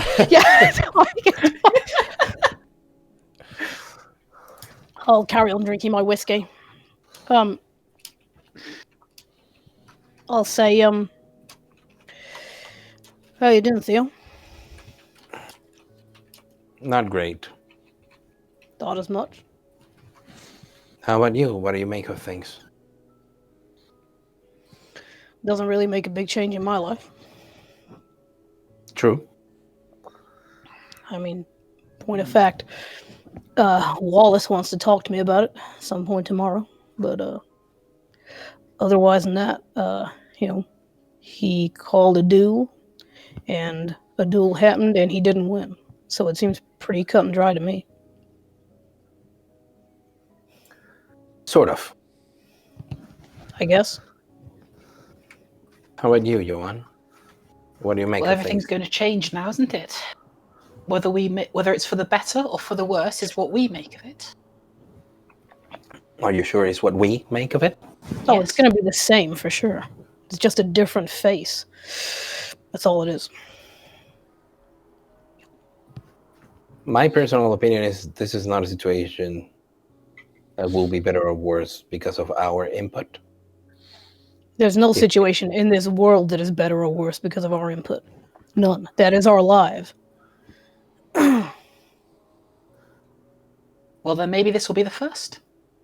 I'm not sure. Has this ever happened in this world before? Can't It say would as I be know. wrong. It has happened If it many hasn't, times. then we're Many- making history. Many princes have fallen. Drogo is not the first prince to fall. I Hell, would guess not. the whole of Vienna fell. What's Vienna? That was- I mean, beyond the city. Is that a big deal? The seat of power of the Tremere. Doesn't touch us because there's no many Tremere in this city, but it's a big deal coming from Tokyo, it was always second place. Now it's first. What So- this tells me is that people like us fight all the time. Mm-hmm. And that is no different than what happened tonight, right? Yes and no. So what do you make of Elena? You were closer to her on the games, Joanne, weren't you? Her and everybody else, you were with the herald. I was, serving drinks. For lack of terms, I was a overjumped waiter, yes. But did you manage to see her interact with others? Her measure? I took her a drink. She was somewhat dismissive. Not much, really. How about you? I don't know. I don't know the woman. I don't have any reason to make anything of her one way or another. I mean, I wouldn't trust her farther than I could throw her. But that's the Then same with just that we about agree. everybody. It was just about the same as everybody else in this city, apart from a few Mhm. few folks. So, I mean, it's not, judge a person by their deeds and all that, not their words. But this, I mean, I imagine she must have had something over Margot, right? Because elsewise, why would he agree to be her champion? She must have leveraged something.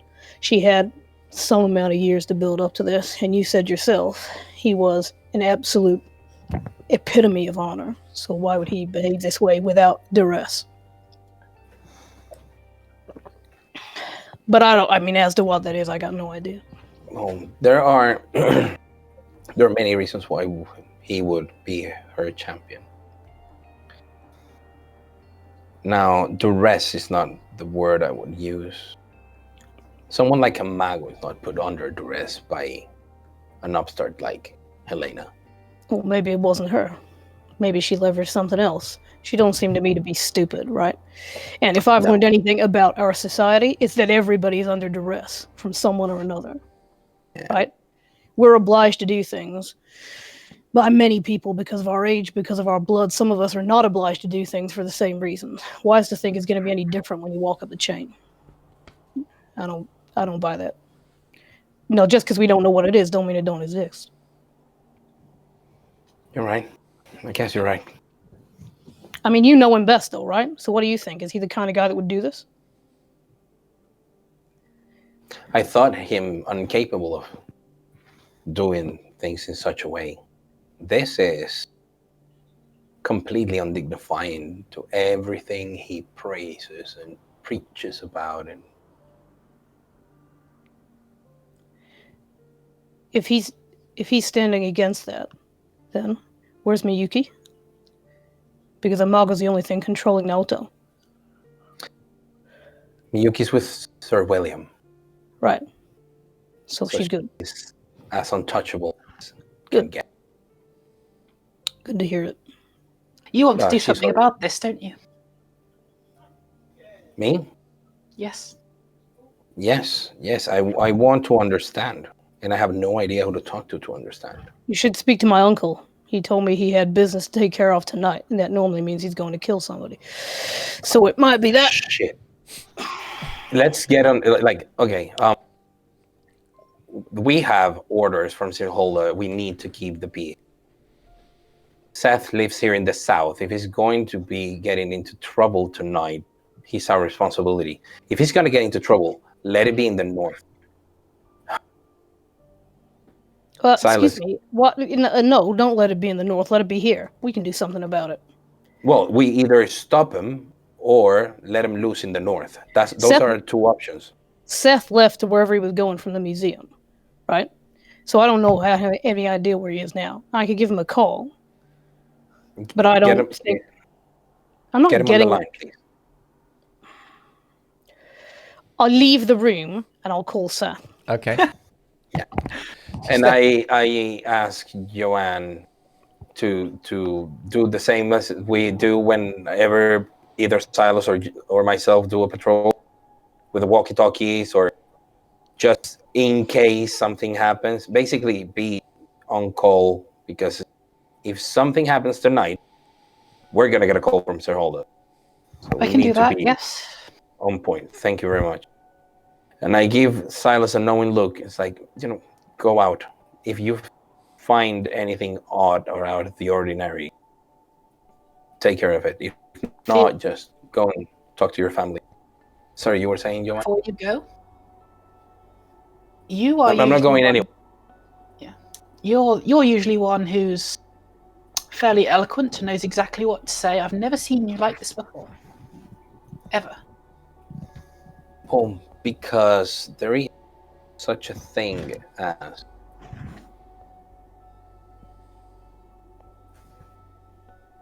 I'm gonna be honest with you, Joanne. I thought I understood what was going on.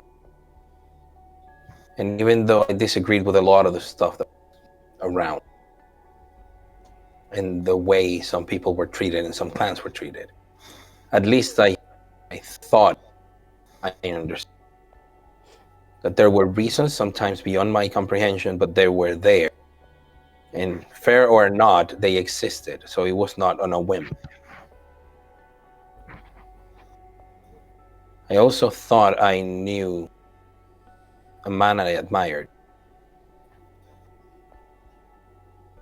And he has gone out of his way to deliberately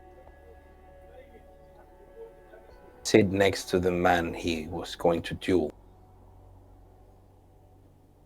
and learn about his opponent in the most duplicitous way that I can imagine, by disrespecting the hospitality that he was shown. So it's less about the death of Sir Drogo and more about Amago Takahisa showing his true colors. Well, Wouldn't you be shattered if someone you admire, your idol, proved to be a fraud? I can't say I've ever been through anything like that, but we've all been lied to. We've all been. I can see it. I can see it. You want to do something about this, don't you? Count me in. I can't.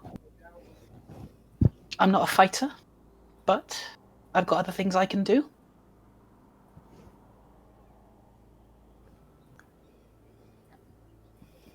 I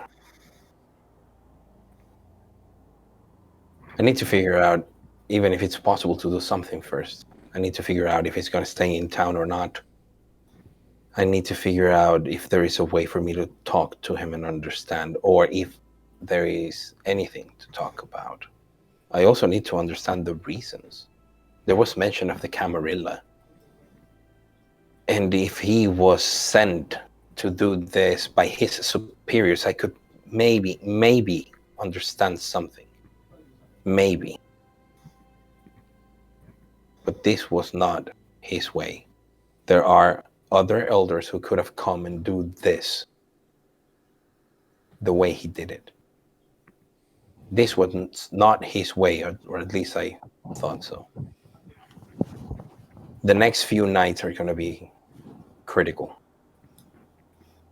Well, and Sir Holder will want us to take care of the domain. I cannot do both. I cannot take care of the south of Oxfordshire and look for answers. Would you help me? I don't know. At least I think the best we can do is if you help me monitor the ins and outs of people in the domain. I don't want people that are not from the area walking in and out We've known each crazily. other for more than 10 years. Just ask and I'll do it. And if there's Could you keep a record anything of? Oh, yeah. unrelated to the south of Oxfordshire that you want to do that's personal for you, just ask. There might be something along those lines, but it depends on the answers I find. Keep a record of all kindred that come in and out, or that you can find coming in and out, because that can give us information about who's dealing, who are we dealing with. It worries me, Joanne, that the same way someone broke bread with Drogo, only to betray him, that people we think are outstanding, they're upstanding citizens of Oxfordshire, or allies of Oxfordshire, which is worse, might not have our interests at hand. Like Sergey Suk. He is gone. Or Gansuk now.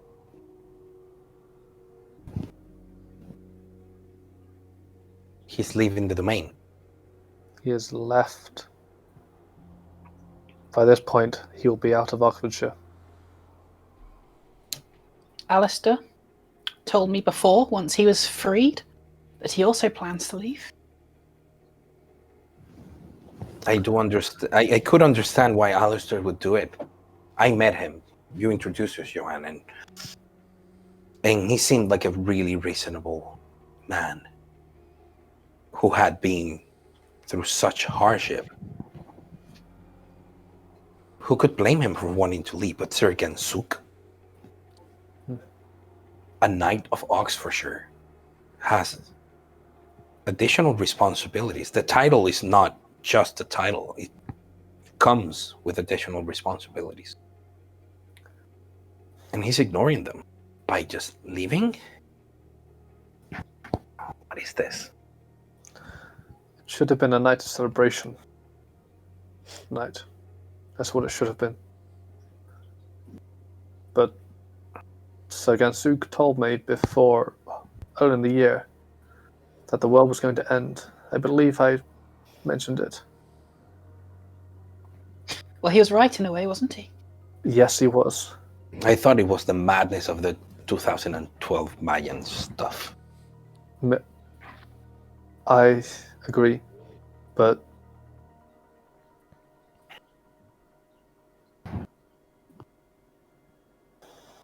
Let's focus on tonight.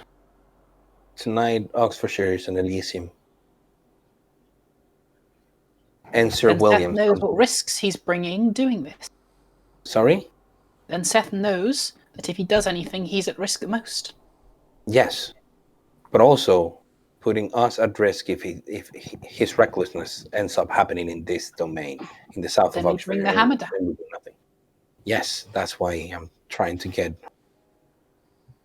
that's why Velvet's trying to get a hold of him. I think we should focus on tonight being a night in which we respect the Elysium at any cost.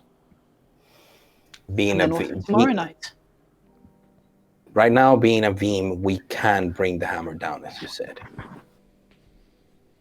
Tomorrow night, Oxfordshire is no longer an Elysium, so normal activities should resume.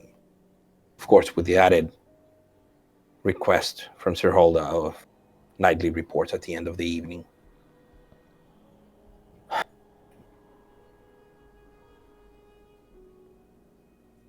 I have no idea what to make of things. So, Velvet, it will occur to you that this is a really bizarre state of affairs because you've spent some years studying kindred politics. Yep. And you don't have any precedents for this situation. The city's been taken over by a new prince, but the prince isn't here. and they've put someone in their stead to try and hold order. But the city that they're holding order over, the people of that city have not sworn allegiance to the prince, the new prince. Yep.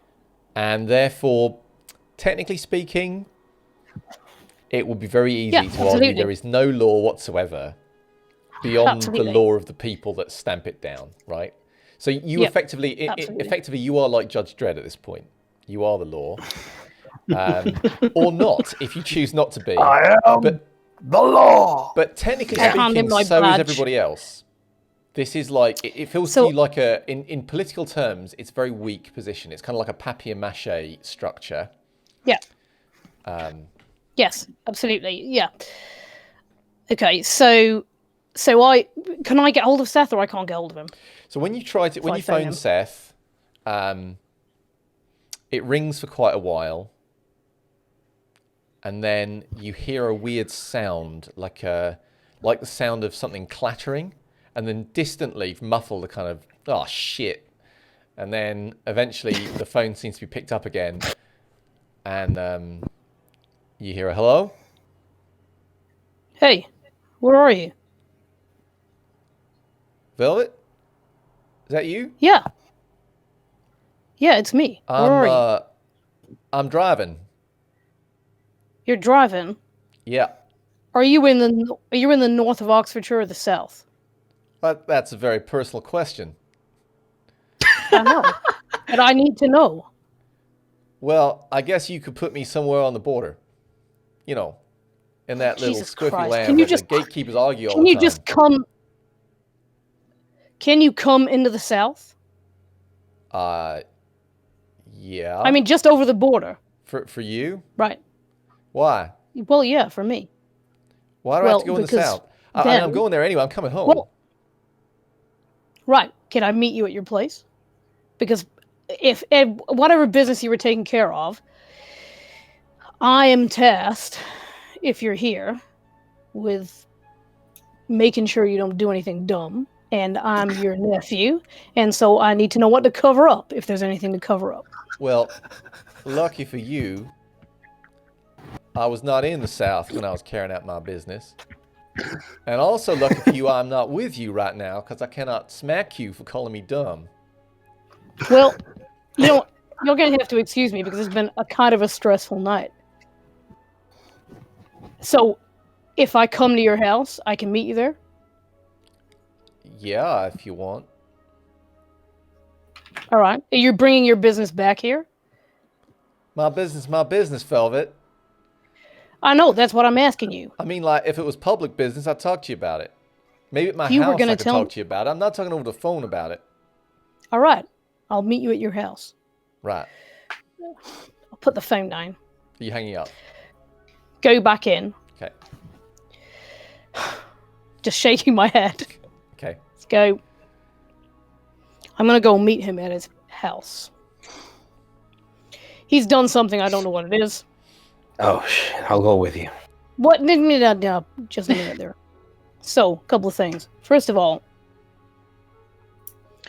I would just like a noted for the record, and I apologize because I know you're going to disagree with me, but, you know, in technical legal terms, we have no authority jurisdiction. There is a new prince who is not here, who has appointed someone to keep peace in their wake, but nobody here has sworn allegiance to that prince. So in point of fact, it's a very weak position to be in politically.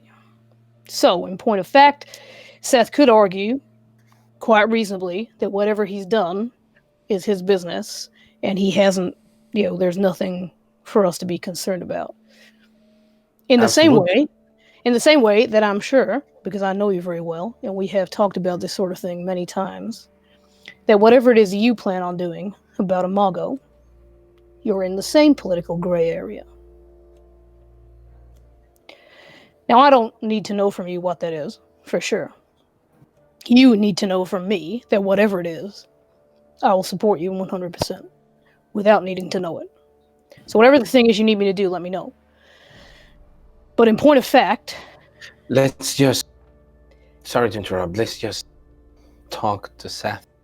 What I don't want is a surprise and things exploding in my head. I totally agree with What I don't want your is you coming with me, because he is only expecting me, and I do not need him to lose his shit. Don't worry. Trust What do you me. mean, don't worry? You've met my uncle, right? Many times. Yes. You know that he Yes, is. but So you know that he is. I need to get out. I need the wind All right, in all my right, face. all right. Just come in my car. Just bear in mind, because I don't think you've been to Seth's house, that it's soundproof, right? For reasons that I won't go into, but nonetheless, yeah. Actually, that's a good idea. We don't have a Yeah. soundproof room. No, because we have more important things like Versace furniture. So we shouldn't go and do this. Sorry. We don't spend our time murdering people in the house like Seth does in his house. You're right. Right. You're absolutely. So, yeah. You know what? I'm gonna leave my sword and my gun here. Does that make things? No, I mean, you don't need a sword or gun to kill him, do you? But let's go. No. Yeah. Okay.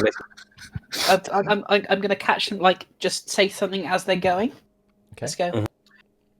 So, Theo, you remember that theory I told you about before in the car? Oh, many The one, weeks ago. yes. The one Yes. where I'm saying, yeah. Yeah. So, this That month doesn't is going to seem be a that test. likely anymore, right? This month is going to be a test of that. He's now got power. I look at Joanne as if your head did like click. I go like, oh, you are most right, Joanne. Could I? 1 second, and I just grab Joanne and go to the kitchen. It's like, okay, this. Could you please investigate if he had previous engagement or knowledge of what was going to happen with Amago, or if he has any connections with Reading? Your theory might very well be right, and he might have been a puppet. Sorry, Drogo might have been a puppet of him. If there was any puppetry, we need to figure out who is actually holding on. Do you think you can investigate? I'll do my best. But like I said, I think this month is going to be that litmus test. Yes. But by the end of the month, it would be stupid of us if we were not prepared. So, thank you. And I go and sit on Velva's guard and wait. I'm already there because I was ahead. Oh, I was not talking to Joanne. Yeah. So we can get going. Yeah. Okay, so you two. And once you start yeah, you two are driving off to find Seth. I'm sorry. Yeah. Silas and Joanne, do you have any other immediate intentions? Silas will sort of make a quick stop to Joanne. Things are gonna get nasty with this. Yes, they are. We've done it before. So go ahead. No, there's nothing I have to really say about it. It happened, and we have to make the best of the situations we're given. It's also been you and I that have done the best that we can to look after the mortals. I have a boon with Serenov, and I plan to use it. Good. Obviously, he's not in the right mindset for me to go and visit him now, Yes. but soon. In the next few nights, there may be many that get injured. You might need to prep your surgery and for mass care. I hope it's not. I will do my best. See, it does not come to that. But anything can happen now, Joanne, and I your know how phone much you rings. care. My phone rings? Joanne's phone rings. Joanne. Take a look to see who it is. It's Amanda. Was that sorry? Amanda. Can you not hear me? Amanda. Amanda, okay. We're going to have to play Horse Whisperer. Yep. I'll just like look at Silas and just go, I'll do what I can. You do what you can. Pick up the phone and walk to my surgery. Quick cancel order. Keep safe. And I'll head to my bike. So you're heading to your bike. So Silas, just quickly tell me, what are you On intending the to way. do? On the way to bike, pulling out phone, sending a message out to Finn, asking if there's any way we can gather the family. Hopefully, ideally tonight. Okay. So you send a message to Finn asking if he can gather the family tonight. You will get I don't have any direct contact. You will get a quick reply back from Finn that says no. Tomorrow, saying tomorrow? Question mark. You'll get a reply back that says, "I'll try." It's a as early as possible, please. Okay. Thank you. But you're going to your bike, are you? You planning on going somewhere? Yep. Where are you going? I'm just going to I can have the walkie on, assuming that again things that we've done before. Bike is fully armed and loaded. Your bike is, I'm sure, always ready to go. Where are you going? I'm just going to be very much patrolling. Okay, so you're not like going somewhere specific. You're just going to like patrol the streets for trouble. What time is it? It's probably about 2 in the morning. 2 in the morning. Yeah. And sunrise would be. About what time would sunrise be? Sunrise is about 5:30. It's got about 3.5 hours till sunrise. No time. Oh no, there would be. Silas is gonna hit the road and open the bike up and belt it towards London to the address. Awesome. That's the kind of shit I like to hear. So you roar out of Oxford like a badass. Oh. And we'll come back to you on that next week. But to come to everyone else briefly, let's go to Joanne. Oh yeah, the call. Yeah, so you catch the call. You'll hear Amanda's voice on the other side. She says, "Hello, darling. Are you in a private place?" Yes, everyone else has left. Hang on, let me check. I sense the unseen. You look around. It seems that you are not observed, as best you can tell. That thing you taught me, it's coming in quite handy. I think I am. Good. Well, it is always good to be careful right now, darling. I wouldn't normally do this sort of thing over the phone, but things are moving quickly. So, obviously, things have turned out rather well, from our point of view. I'd say so, yes.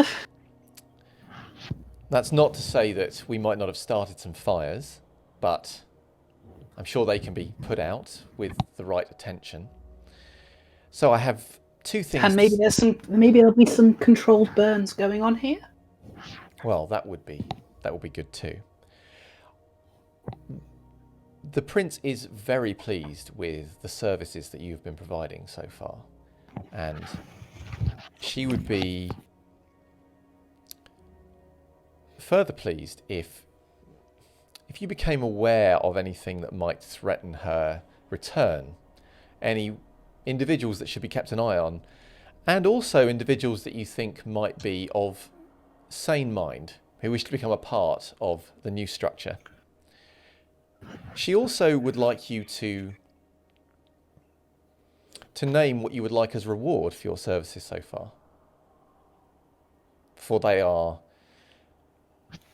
well, she is often even swift thought to of come to a reward, to be conclusion. I'm sorry, you're breaking up. Say that again. I hadn't even thought of a reward, to be honest. I'll have to think about that and get to you. Well, I'm sure she will be moved by your noble spirit, darling. But I find it is always good to consider rewards a little in advance. She will not be in a rush, however. I would say you can aim quite high on this. Perhaps Well, you'll keep just you want a boon, updated. if in doubt.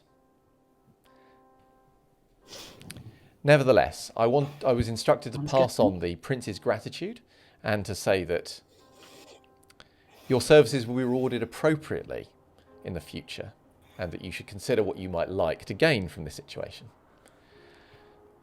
Well, I shall do what I can. Please do. And of course, if you want any advice on what rewards you might need, give me a call. I do like talking about that sort of thing. Well, it's always lovely to hear your voice, and I'll hopefully see you soon. Oh, you can count on it, darling. Bye. And she'll hang up there. All right, so we've only got a few minutes left, but let's just do a last little scene. So, Velvet and Theodore, you are going to Seth's house. Seth obviously lives slightly apart from other people in a quite well-to-do area, and you are aware that... I'm not going all the way there. Sorry to interrupt. No, I'm not going all the way there. Once we get in the car and we are outside of the house, I tell you... Just start driving. Sorry, going, yeah. I say, I will need you to drop me in such and such place. What? And I need to talk to some people, but also I need to ask you a big favor, my friend. I know I have done this in the past. Don't name it. Okay, it's gonna be stupid trying hiding this from you, but I want to assure you that there's no way to change my mind over it. All right. Sir Holda, Silas, and I are going for Amago's head tomorrow. I'm gonna meet with Chen Li and Ota, the Tremere. Oh, and you want me to come with you and have a big fight with them, right? No. Oh, sorry, it's all right. I'm just messing with you. I sort of smile as I need you to take care of Miyuki should anything happen to me. Done. In my domain, in our little haven.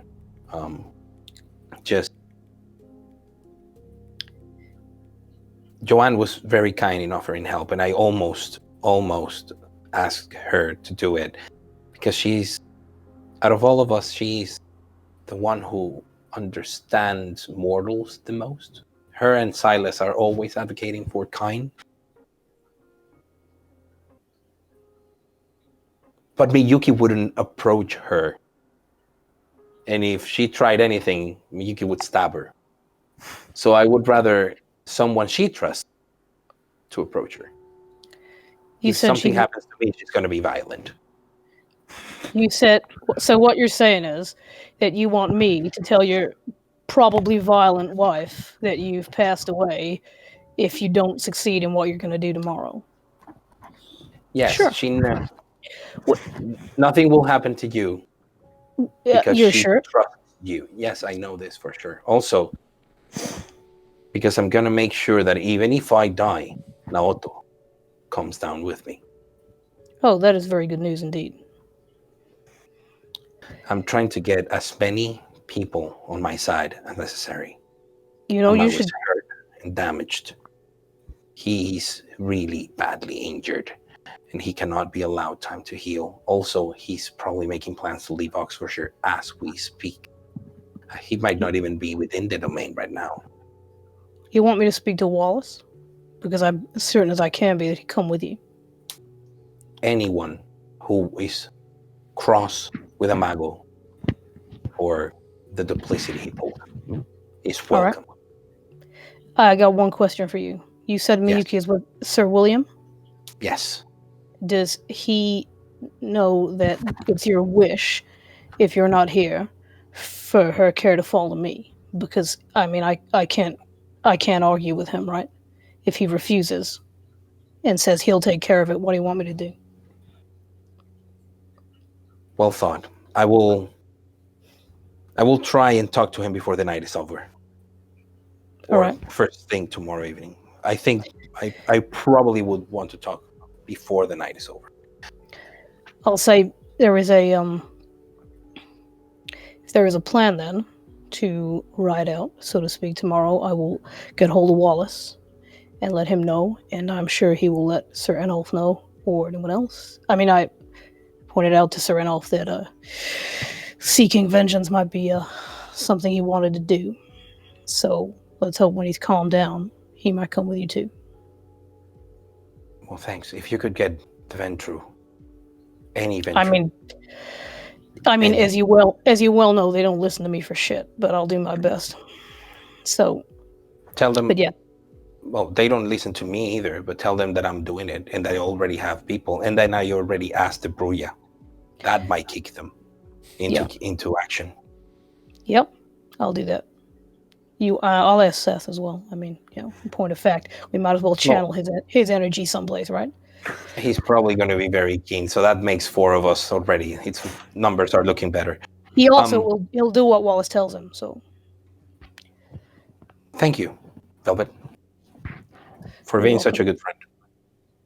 Well, and, you know what? I would not have survived this world without you. That is a fact. It's okay. So it's nice. You probably would have, but not as glamorously. I wouldn't have had so many arms, and they're always useful. They sure are. Well, I'll drop Thea wherever he wants to be dropped, and I will call Wallace. But I appreciate you may want to do that next time. Sure. So as you are kind of as you are, Theodore is making his way to try and make his deals with the Tremere. Velvet is making his way towards Seth whilst preparing to call Wallace. Silas is roaring down the open road, and Joanne is contemplating perhaps the future. The other wanted just a farewell to Velvet, saying after he closes the door and he said inside through the window, saying, "Take care of yourself. Don't you dare fucking die. I will hold you to account." Well, there's no prince lost, so there are not many lords to take care of right now. I know that. And there might not be a prince, but I'm still here, and that is absolutely more important. So now Theodore goes smiling to his meeting. Sorry about that, Peter. No probs. So on that note, we will bring this session to a close. I just want to say, as always, a big thank you to our fabulous players. Thank you to Dylan, who has had to wrestle with some exciting technical stuff and has sworn much less than I would have done had I been in his situation. I mean, second half, really good text. Yeah. Thank you so much. Thank you for watching. Hope you enjoyed it. I know that the vote has now concluded, and you are probably already seeing some of the ramifications of that, and you will see more of it in next week's episode, I promise you. And hopefully you'll join us for episode 2 of season 3 in a week's time.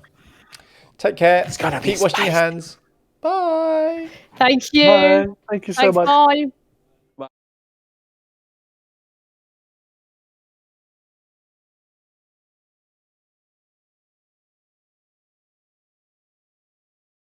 Thanks for watching this episode of Blood on the Tamesis. Yada, yada, yada, etc., whatever. You know the drill. See you next time.